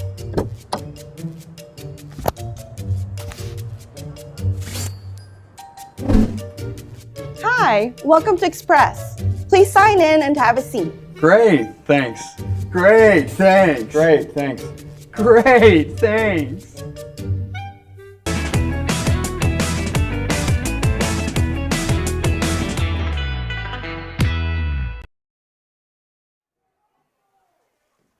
Welcome back to Mosinee. My name's Chris Conley. Glad to be with you on Zaleski Sports. Rice Lake scored on 3 consecutive touches in the second quarter, and they've picked up right where they've left off here in the third quarter. Put together a 60-yard, 9-play touchdown drive, 34-14. Kick to the far side, bounces up, picked up at the 10-yard line, and not up to the 20. Poor field position. Well, the Wheels are in danger of coming off the season here. Mosinee needs points. And they'll start from the 18-yard line. Yeah, Rice Lake did everything they wanted to on the drive to start the second half. Took off time, got all their yardage on the ground. Rice Lake's defense a little disorganized. That defensive back on the high side, late getting onto the field.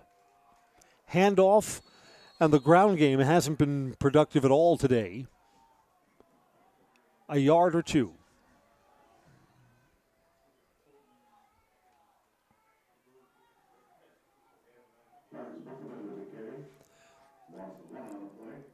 Bunkelman was thrown backwards. Still looks like 2nd and 10 here.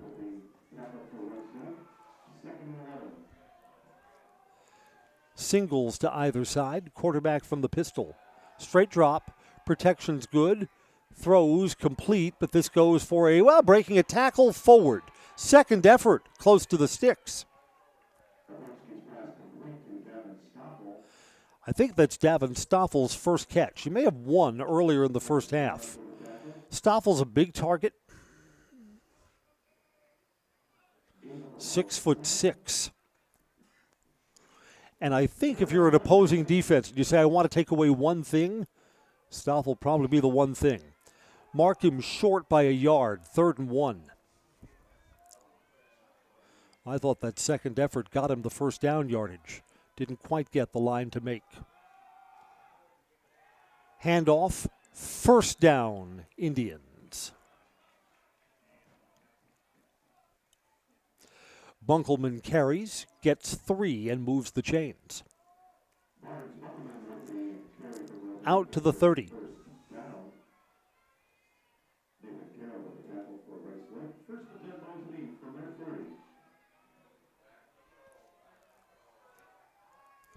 Got a man in the slot up high, and singles to either side. Got a pitch. There's blocking there, a seam that closed kind of quickly. A lot of east to west, but north to south only for 2 yards.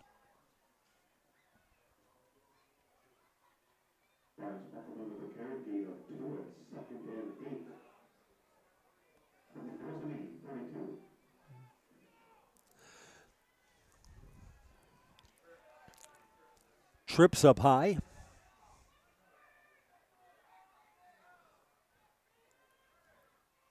Long count. Slant, complete. Across the 50 with a broken tackle. Ball was kind of hanging out there loose. Davin Stoffel, second catch on this drive. Down to the 46-yard line and a 1st down. 14-yard gain.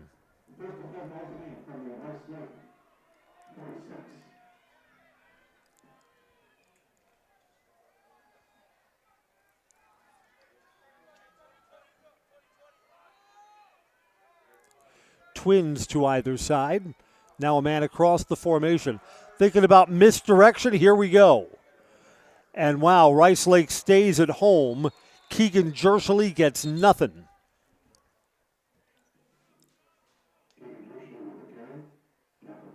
Very few penalties in this game, but there's a flag down right at the point of contact. Personal foul, face mask against Rice Lake. Mosinee will get themselves a 1st down and 15 yards.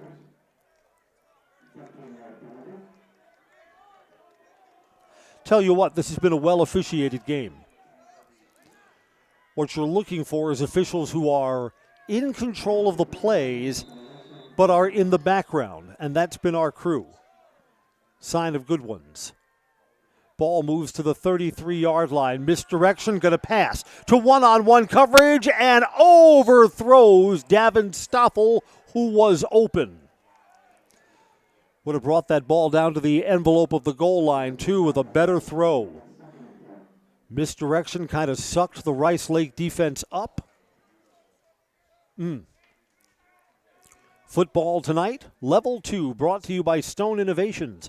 Get your next countertop, island, or stone wall from Stone Innovations, specializing in the fabrication, design, and installation of a great variety of stone products, residential, commercial, or public structures.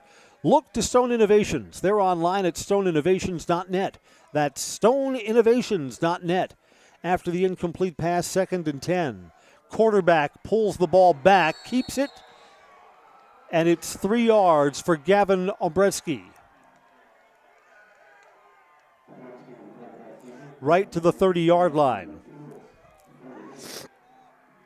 This has been a very fast-moving 3rd quarter. Rice Lake's had the ball once. They've scored. Mosinee has had the ball only once. They're trying to answer. And we're going to go under 4 minutes to play in the 3rd quarter. Obretsky to pass. 3-step drop to the flat. Complete. Nope, couldn't hold on to it. Defense was arriving. The defender was getting there, and Jershely couldn't secure the ball. 4th down. Mosinee will go for it. Yeah, you have to. I mean, this is the first time in the game that you're down by 3 scores. You're trailing by 20. You've moved the ball down to the 30-yard line. Need to get inside the 22 on this 4th down play. 4 receivers, 2 to either side, design rollout. Throw at the sticks, caught. 4th down conversion, successful. Davin Stoffel. Stoffel's been more active in the offense in the second half. So Mosinee keeps the possibilities alive, at least for the time being. Ball just inside the 20, so just into the red zone. 2 receivers near side, 1 up high, looking near side, throws underneath. Shaughnessy complete. And Shaughnessy's got 12, 1st and goal.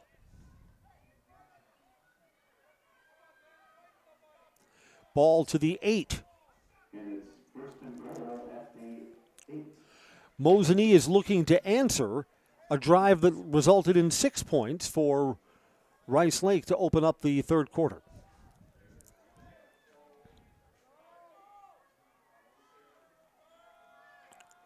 Misdirection. Quarterback still has it. Rice Lake defense not fooled. That's their 2nd sack today. Ombreski goes down. Loss of 11. Maybe too cute by half.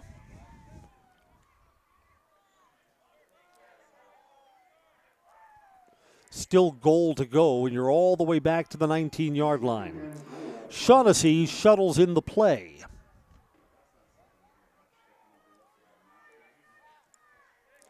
One, two, 3 receivers go to the far side of the field. Shaughnessy, who brought in the play, is the single receiver down low. Throwing behind the line. Caught, Jershely, got a block, tiptoes along the sidelines, gets back the lost yardage and more. Stays in bounds, he's inside the 5.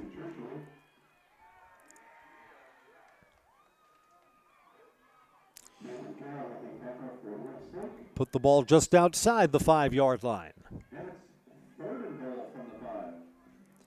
4 down territory for sure, so 2 chances to pick this up.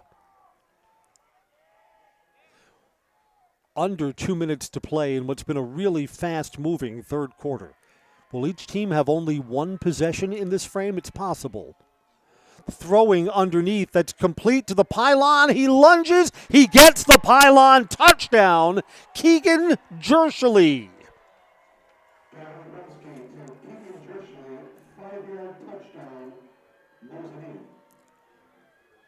So Mosinee answers Rice Lake's score.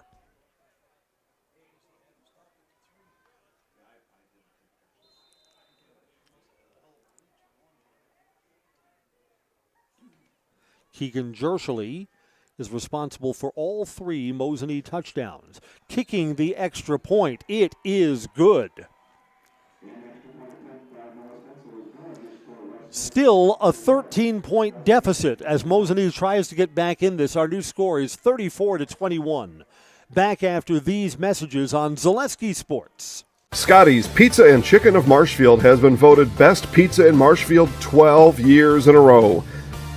With popular choices like broccoli, bacon, cheese, drunken chicken, or any of the 25 specialty pizzas, Scotty's is ready to earn your vote now at 715-384-8118. Choose Scotty's for pizza, chicken, subs, sandwiches, and more. Carry out, dine-in, and delivery. Scotty's Pizza and Chicken, 715-384-8118. For years, our Store Innovations customers told us they love our countertops, but only wanted to deal with one company for their entire kitchen project. Well, we've heard you. So now Store Innovations can give you a brand new kitchen with the same high quality products, selection, expertise we've been giving you for years. And now we can give you that brand new kitchen in just 1 week. After sitting down with our designers, picking out cabinets, countertops, and flooring, it will only take us 1 week to install everything. Stone Innovations, new kitchens in just 1 week. Well, riddle me this, Mosinee fans. This game gets interesting if your defense can come up with a stop here. The touchdown brings it to a 13-point game. Late third quarter. Both teams with time-consuming drives. Bouncing, squibbing ball picked up at the 15-yard line. Now turning in the right direction. Out across the 30. The Warriors will start at the 32-yard line.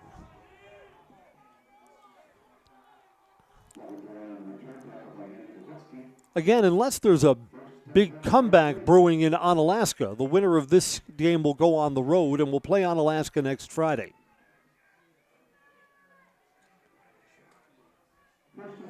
One of the challenges, too, when you have so many players that play two ways, you can't huddle up your entire defense when your offense has the ball to talk about how we're going to get stops against these guys. Single receivers to either side. Penalty markers fly. This is going to be a hold. You know what? This is going to be a big call. I think we're going back, and Mosinee, face mask against the Indians. And a moment of pause to decide if this is a personal foul or just a 5-yard incidental face mask. Personal foul and 15 yards.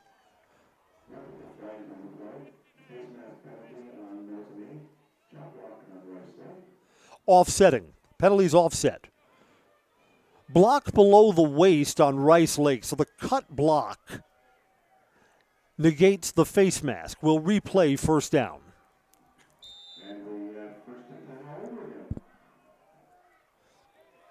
Boy, if that could have been a penalty against Rice Lake that would have pushed them back.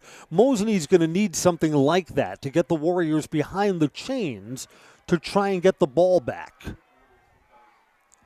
Now under a minute to play in the third quarter. And up the middle, 6 more yards.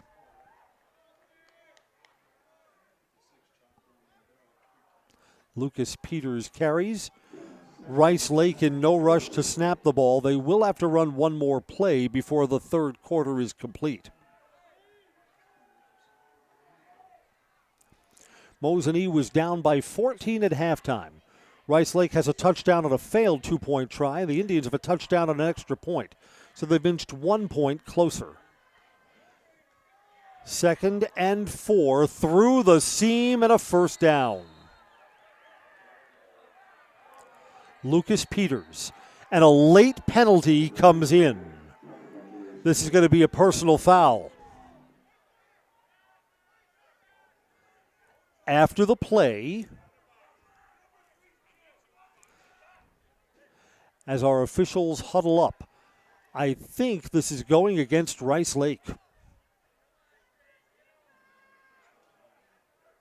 Waiting for an indication.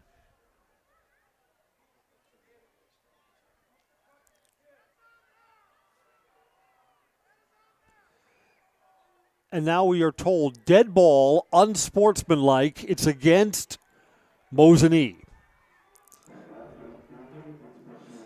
Well, I mean, it's the more frustrated of the units, right? So that kind of makes sense. But that's something that was said or something that happened after the play was blown dead. And Rice Lake doesn't need help moving the football. So we'll walk off 15 yards, move the ball into Mosinee territory and down to the 40.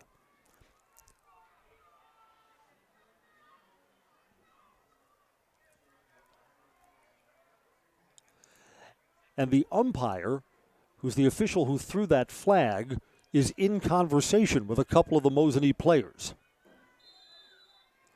Now the clock will wind. Rice Lake will not have to run a play. And the third quarter comes to a close. The teams have traded touchdowns. The Warriors still lead Mosinee 34-21. The fourth quarter is next on Zaleski Sports. Partners Bank, better together. We know how a bank should be at Partners Bank. Banking should be easier. Treating our customers as valued and important. Services should be better with online and mobile banking and locations close to where you live and work. Loans should be quicker, and we make all decisions locally with years of experience helping people with their financing needs. Partners Bank, member FDIC, and an equal housing lender. Partners Bank, better together. When buying or selling land, the biggest decision you make is choosing your representation. Whitetail Properties is the top real estate company for selling hunting land, recreational properties, and farms. Our nationwide network of sportsmen, farmers, and investors offers a great opportunity for you to capitalize on the true market value of your property. In central Wisconsin, Brian Roosh is your local land specialist and is ready to help you get started on all of your property needs.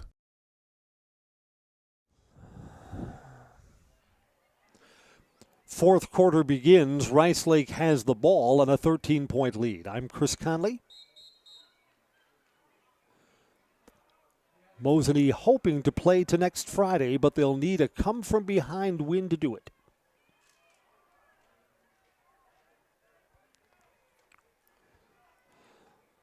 The ball moved from the Rice Lake 45 to the Mosinee 40 on the unsportsmanlike conduct play that was the last play of the third quarter.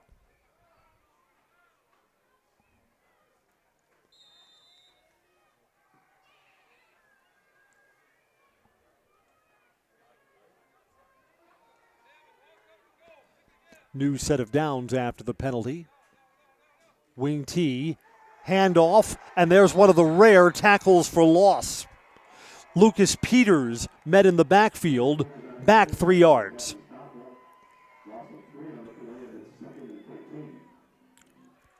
Again, Davin Stoffel, when he's not part of the offense, he's a linebacker.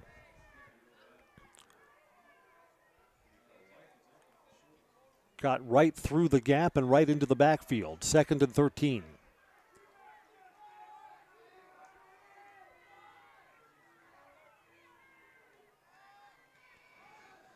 This time to the seam. Missed tackle on the edge and a big gain.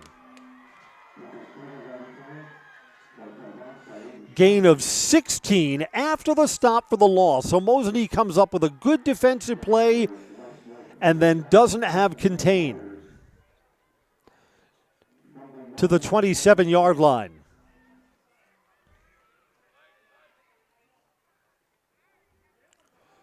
A touchdown here brings Rice Lake a big step forward to victory.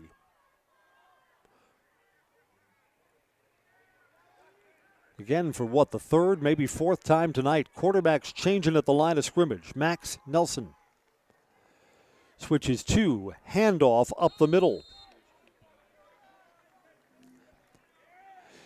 Yeah, he checks out to whether the play is going between the tackles or whether it's going to the edge. Made the right adjustment there and gets 6.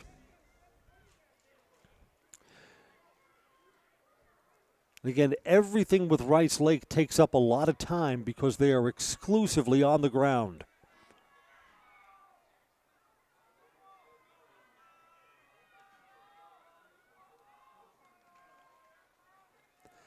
Handoff into the red zone, but very close to first down yardage. I think a little short from where they're marked here. Yep, 3rd and 1.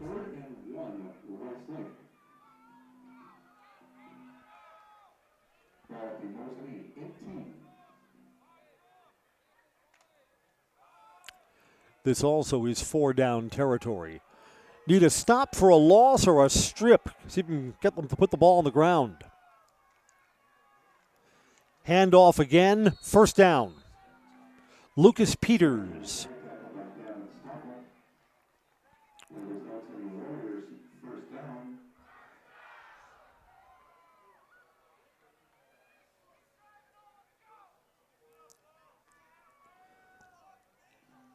Yep, after a scoreless first quarter,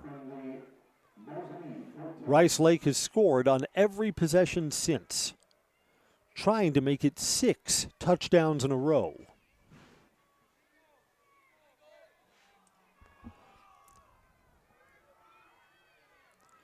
New set of downs here as they edge closer to pay dirt. Pitch to the outside. This is a good stop. Connor Durand got a yard or 2. One of the few times that the Warriors did not get the edge. Maybe half a yard, if that.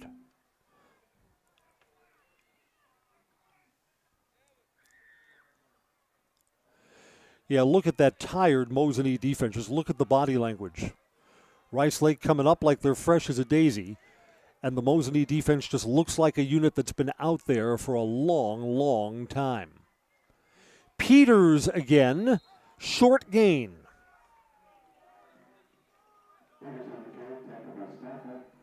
Third and 7. And you know what? Since it's third and long, you're thinking that maybe Mosinee's got a chance to get a stop here.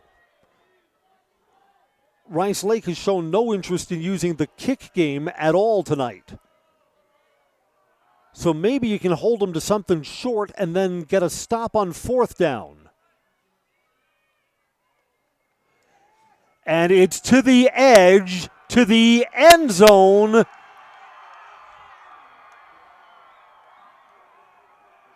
Touchdown. It's got a feeling like a moment of victory for Rice Lake.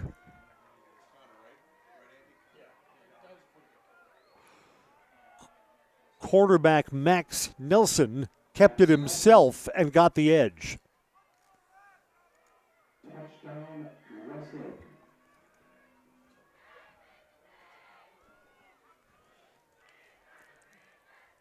Rice Lake back up by 3 scores, and they're going for 2. Leading by 19 now.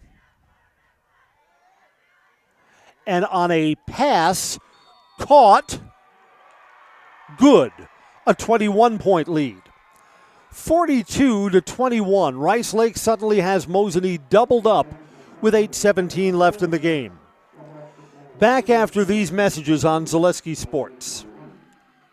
Little Sprouts is now open in Rudolph with the same great childcare you know about in Auburndale. Here's Brooke Sievers to tell us about it. The community here in Rudolph has been extremely welcoming, and we're excited to serve here just like we do up in Auburndale. Part of the process is to help out the school districts and to help the children stay, their 4K children to stay close and get services right here. We serve here in Rudolph 1-year-olds up until 12-year-olds, and up in Auburndale we serve 6 weeks old until 12-year-olds. Our Auburndale pea pods, wiggleworms, busy bees, and fireflies welcome the Rudolph sweet potatoes, lovely ladybugs, and beautiful butterflies. Contact Little Sprouts Learning Garden on Facebook today. Well, Rice Lake converted on third down and got themselves into the end zone. 3rd and 7 turned out to be a 12-yard touchdown run.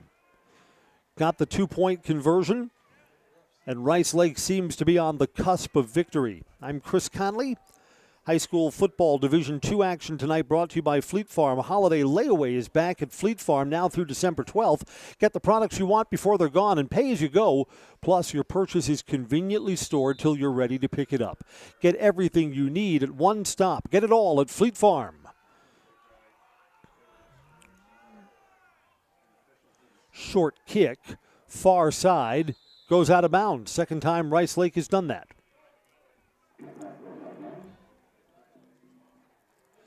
Well, there's not the luxury of time right now for Mosinee. Go, go, go. Can you make up a 21-point deficit in just over 8 minutes?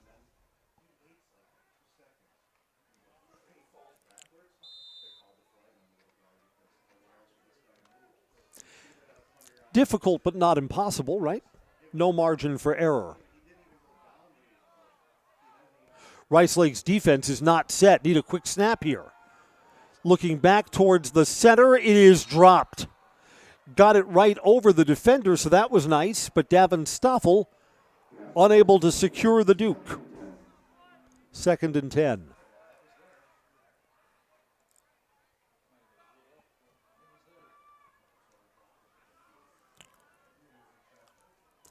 You know, assuming that this big comeback doesn't happen, Mosinee's got nothing to hang their heads about this season. It's been a really good Mosinee football team. Conference champions. An 8-game winning streak is in danger of coming to an end tonight. Wobbling duck over the middle. It's intercepted. Maybe his arm was hit. That ball seemed like it was just in the air forever. It's picked off back at the 42-yard line, and Rice Lake will take over there. Yeah, if the Indians come up short tonight, they'll finish the season at 8-2-1.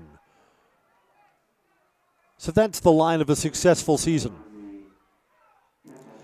Teams stuck together after being held to a tie against Stratford in a game that was ended early by lightning and then a loss. So the first win didn't come until week 3, and then the wins came one after another after another. Signature win over rival Medford, conference champions. And a playoff win, too, over Shawano last week. And now what looks like a loss to a pretty good Rice Lake team. Got a throw on first down underneath, complete. Big gain along the sideline. Lucas Peters. Down to the 37-yard line.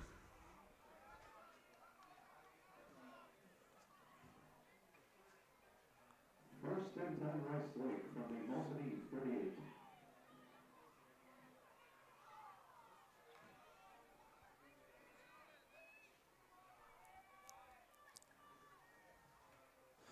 And you just look at the size difference. Mosinee is smaller defensively than Rice Lake is up front. Handoff, darting forward, Lucas Peters.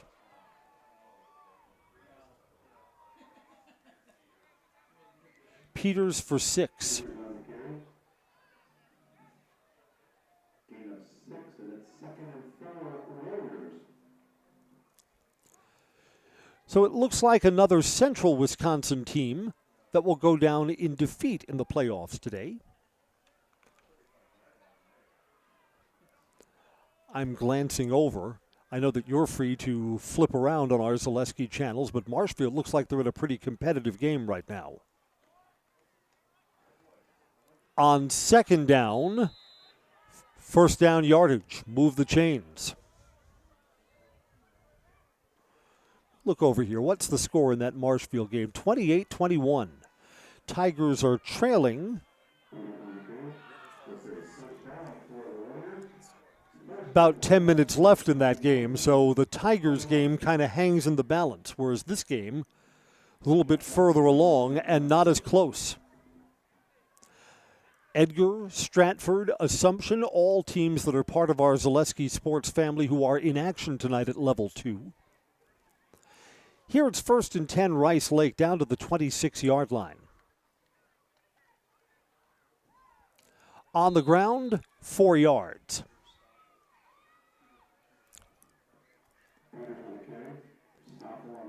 Brings us to the midway point of the fourth quarter.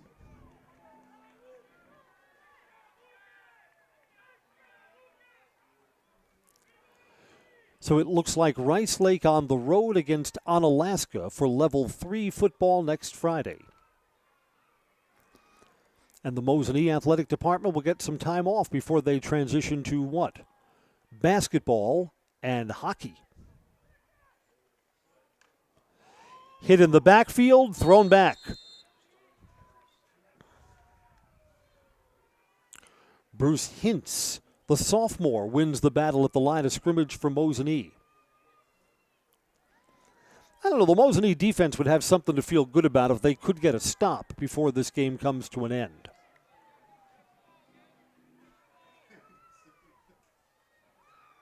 And to think that Rice Lake went 3 and out their first possession of the game.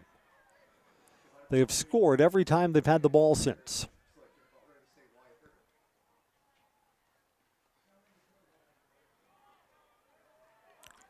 Yeah, that offensive line just getting a big push.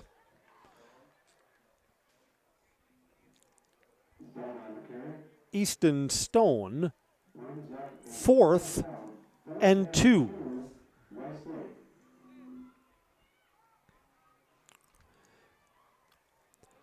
Even if they're stopped here, Rice Lake has done a good job of taking more time off the clock. Now under 5 minutes left in the game, and Mosinee still needs 3 touchdowns. Long count. Yeah, clock is moving. The play clock is inside of 10 seconds.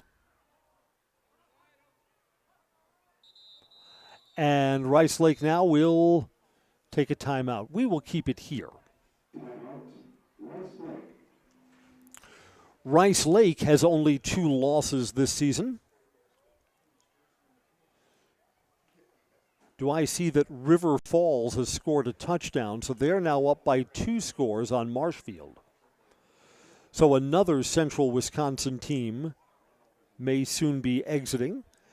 I see that the Edgar Wildcats have advanced. Congratulations to Edgar. 15-8 over Spring Valley. So Edgar plays on.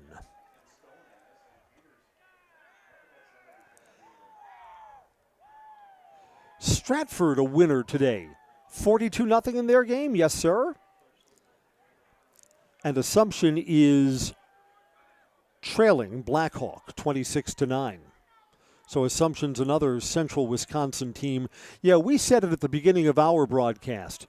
The games get so much tougher as you move from level 1 to level 2 in the playoffs. It's just like bang. Second round, you get a much, much tougher opponent. Rice Lake timeout comes to an end, 4th and 2.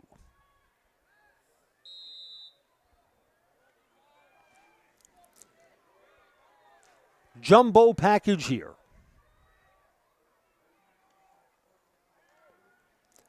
And stopped close. This is going to depend on the spot, and I think he's short. And it is. It's a stop for the Mosinee defense. Turned over.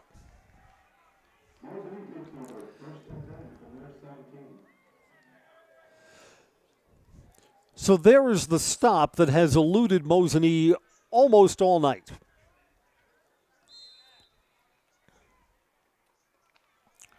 Still 21 points to find and 4:29 to do something about it.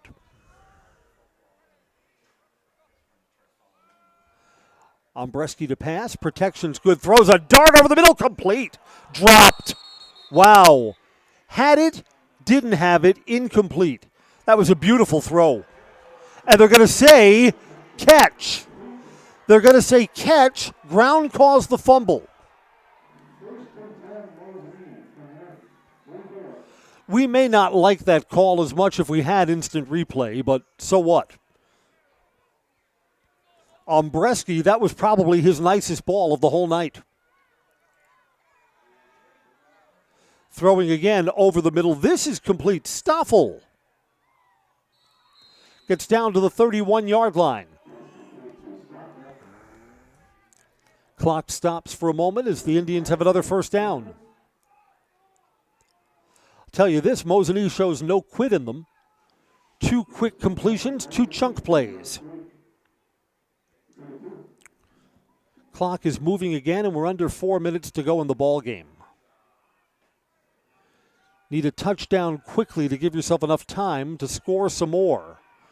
Pass here, complete, inbounds. Stoffel again.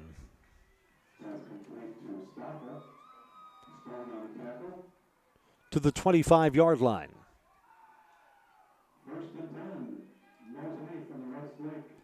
Beg your pardon, that's the 20, not the 25. Tick, tick, tick. Clock wears the white of Rice Lake. Looking to throw. Protection's good. Throws back over his body. Over the head of Keegan Jershely.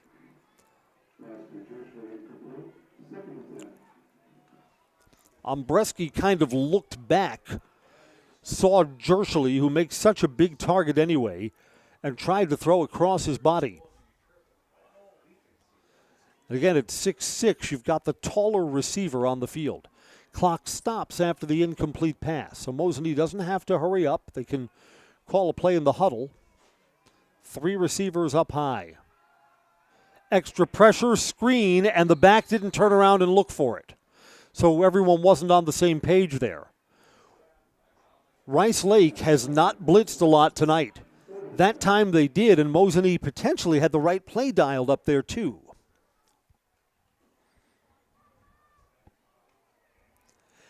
After back-to-back incompletions, 3rd down comes up now. Twins to either side.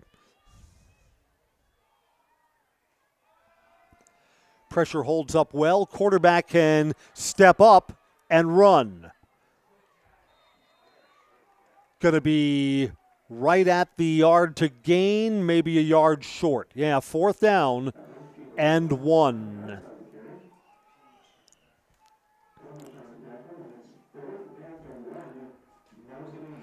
Rice Lake could snuff out the candle with a stop on 4th down here. Need the 10.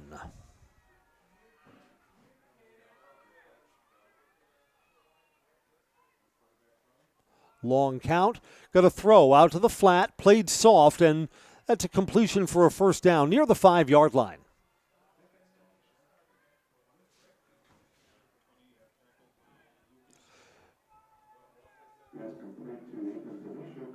Ethan Denisha, who had a catch earlier in the game, has the 4th down conversion there. But too much time's coming off the clock here. 2.5. 1st and goal. Quarterback steps up, spins out, now throws to the near side. Touchdown! Keegan Jershely, it is his 4th touchdown of the ball game.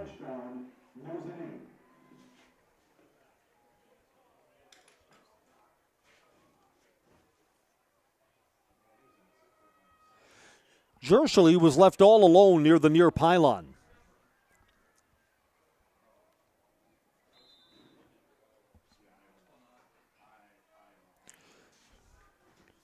Single point after touchdown try.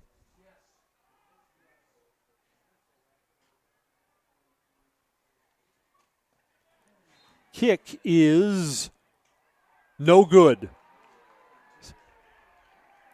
Partially blocked or just not well struck. 42-27 instead of 28. Onside kick coming up here.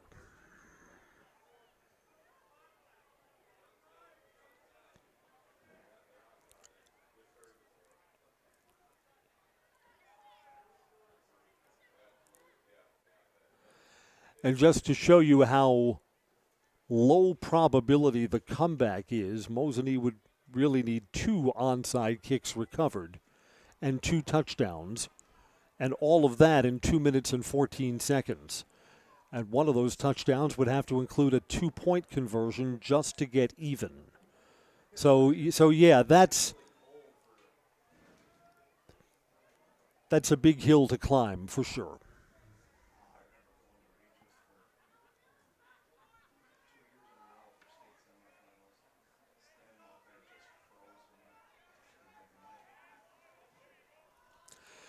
So Rice Lake and their fans and the student section they brought down going to have a happy ride home on a Friday night. And again, disappointment for this Mosinee crew. High bounce, balls in play. Indians have recovered. Umbreski, the quarterback, went up and got that ball. That is textbook on what you're looking for from an onside kick.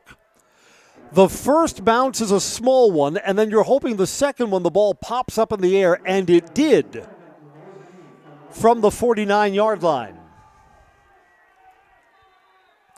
If you were going to have an NFL kicker do it, that's the way you would want it.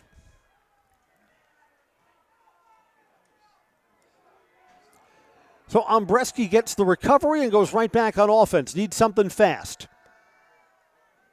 Now checks down to the second receiver, breaks a tackle, want to get out of bounds here.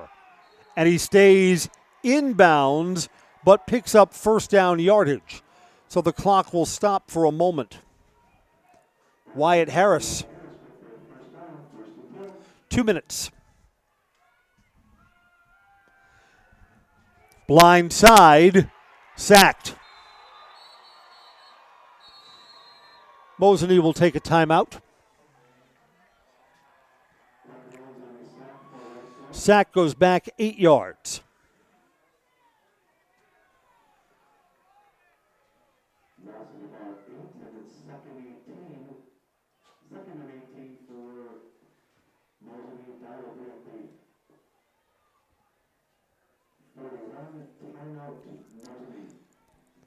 There are a couple of Mosinee seniors who are playing their final game.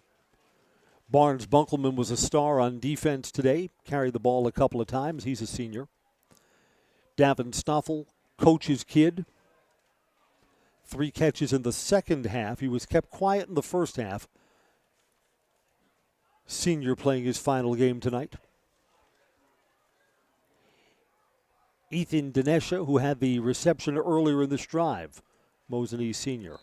Noah Stencil, their kicker, is a senior.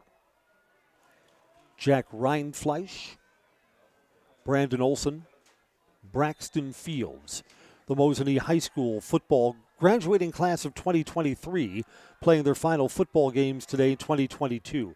Underneath, complete, and Stoffel is out of bounds. And you know, when the final play of your senior year comes, players all say the same thing. It ended so quickly. Where does the time go? Third down, still need 11 yards. Screen over the middle. This is complete to Jershely. He'll be back next year. Breaks a tackle, still going. Should get out of bounds now, and does. Converting on 3rd and 11.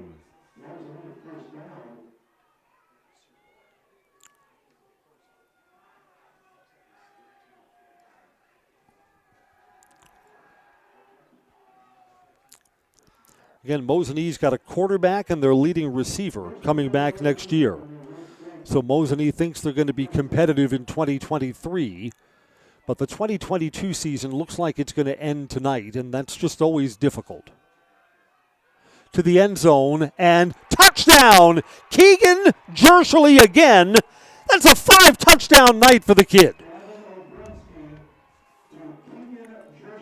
Jershely's got 4 touchdown receptions and a pick 6 on defense.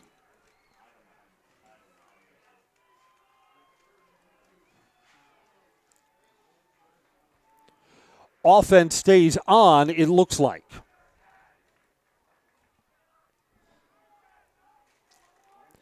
So this is a touchdown after an onside kick. Need this 2-point conversion. Jershely again, and he is short. It's the one thing that hasn't worked for Keegan tonight.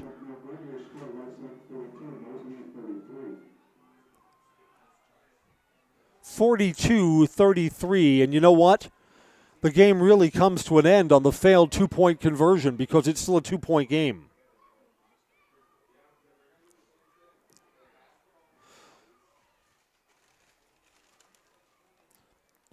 So the stop on the 2-point try just simply doesn't change the math. Rice Lake is going to win this ball game.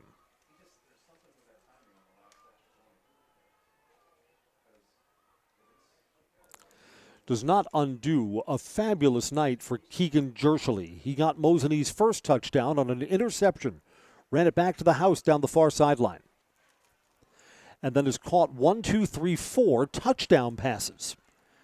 Keegan Jershely.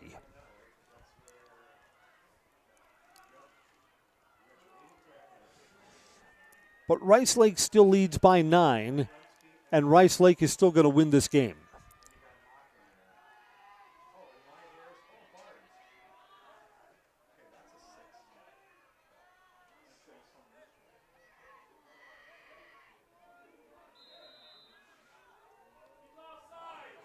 High bouncing, Rice Lake has recovered it.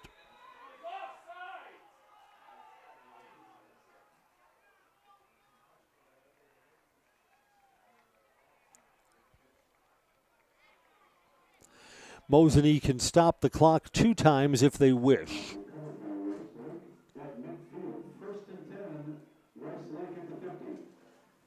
I think someone told me that the onside kick works a little less than 1 time out of 10. I think the last I had heard, the onside kick was 8% successful. So looking to recover 2 onside kicks in a row, you'd be better off spending more time at the casino than at the football field, right? Right. on the ground. Will Sevenden, new running back in. Mosinee will use one of their timeouts here after a gain of 7 yards.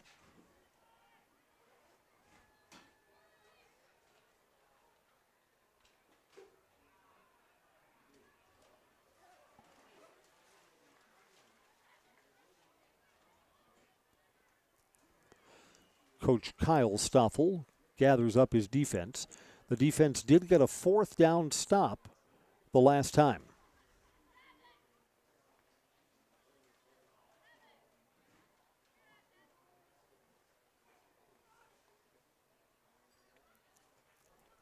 Rice Lake and Onalaska next week.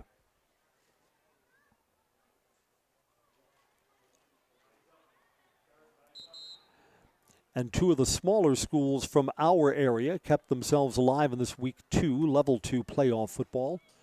Stratford and Edgar, teams that over the years have had tremendous postseason success. You know, one of the keys to going deep is having the experience of just being there before as a program, and Stratford and Edgar both fit that profile. Spinning forward, maybe a little short of the first down. Mosinee will take their final timeout. They cannot stop the clock after this with 1:18 remaining. Yeah, 3rd and 1 coming up.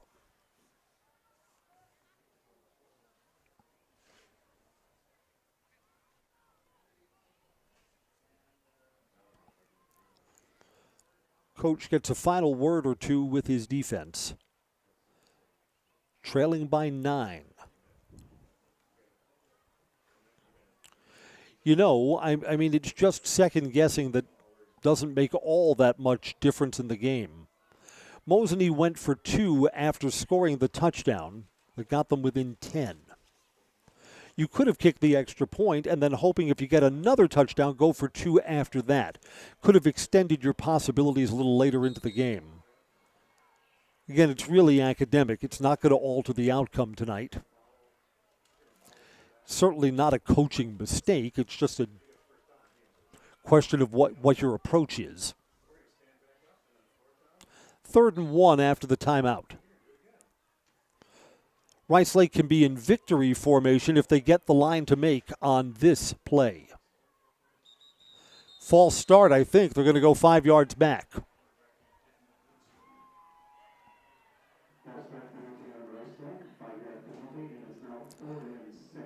Have not been a lot of penalties tonight at all.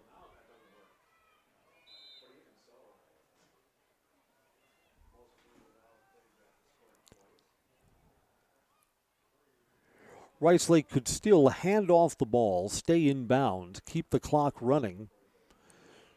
On 4th down, you'd be down to about 40 seconds left in the ball game. Which is why I believe a running play that keeps the ball in bounds will be in order here. Lunging forward, short of the first down, it'll be 4th and 1. Mosinee can no longer stop the clock.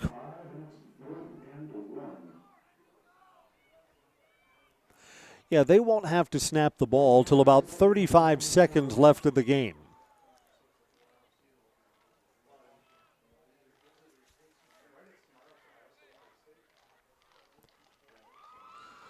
So congratulations to Rice Lake. They are deserving winners today. Again, in the middle part of the ball game, the most critical part. Their offense, just touchdown machine. Rice Lake will take a timeout before the play clock expires.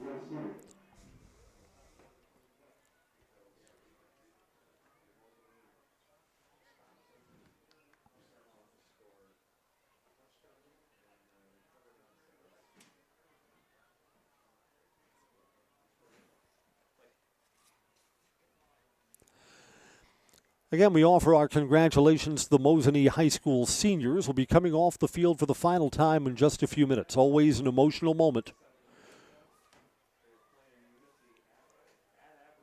You know, for so many, when your high school football career ends, your competitive football career ends. It's only the privileged few, the few that have the skill and the natural gifts to go and play college football.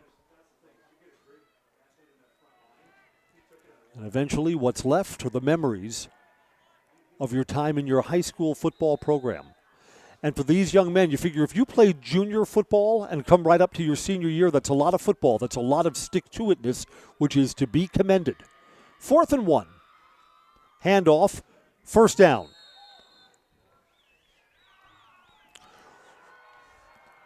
They'll move the chains, keep the clock rolling, and then Rice Lake will secure their victory.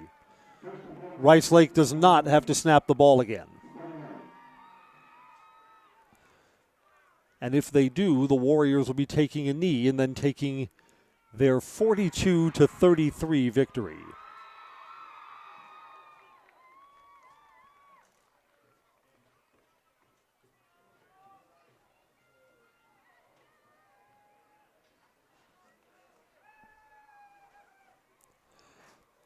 All the way down to zeros. Congratulations to Rice Lake. They advance to level 3 next Friday. And congratulations to a very good Mosinee team that comes off the field with accomplishments that can't be taken away from them. Great Northern Conference champions, 8-game winning streak. The clock strikes midnight for them here, and they finish their season 8-2-1. Nice year for these Indians, and best of luck the rest of the way to the Rice Lake Warriors. That concludes our play-by-play coverage on this Friday night for Level 2 playoffs on Zaleski Sports. Thanks for joining us. I'm Chris Conley. We'll be heading down to the field for post-game coverage brought to you by Nasonville Dairy.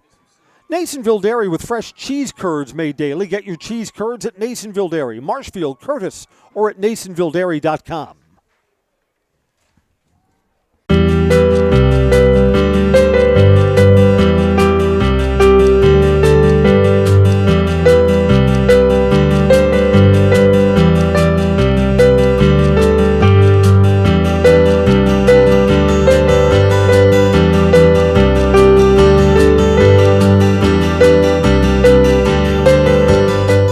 Nasonville Dairy, family owned and operated, bringing you fresh cheese curds made daily, along with many other varieties of Wisconsin-made cheeses and treats. Don't forget to check out our cheese and sausage trays for your upcoming parties and cheese and sausage gift packages for the holiday season or any other special occasion. Nasonville Dairy, located just southwest of Marshfield on U.S. Highway 10, NasonvilleDairy.com. All right, so we're here with Kim Hyman. Kim, Nasonville Dairy, 125 years in the making. Tell us about that. You know, it's fantastic. It was the first plant built in Wood County back in 1885. Sal Nason and his family came here, and they started a small dairy plant. Eventually that plant burnt down, but then they rebuilt onto this same facility, and our family moved here in the late 60s in 1968 and took it over from there, and it's been just a fantastic growth. Great community, great people we have working for us. Oh, it's an open market. It's huge. You know, the opportunity for the diversity in the cheese industry is fantastic, and you have to be that way in order to sell a lot of product. And so we've got a great group of people working on the research and development side for us. So it's been really fortunate for us. Oh, right. We have 185 farm families that market their milk through us here at Nasonville Dairy. And we are so lucky we have like the best dairy farms in not only in central Wisconsin, but in the United States, marketing milk through us. So we're just really fortunate on that side. Actually, we started in 1968. Our father brought us here from another cheese plant in Wisconsin. We had come from the cheese business. We've always been in the business. We had moved around the state in different parts. He brought us here about that time. The plant ran 7,500 pounds of milk at that time, and now runs about 1.5 million a day. So.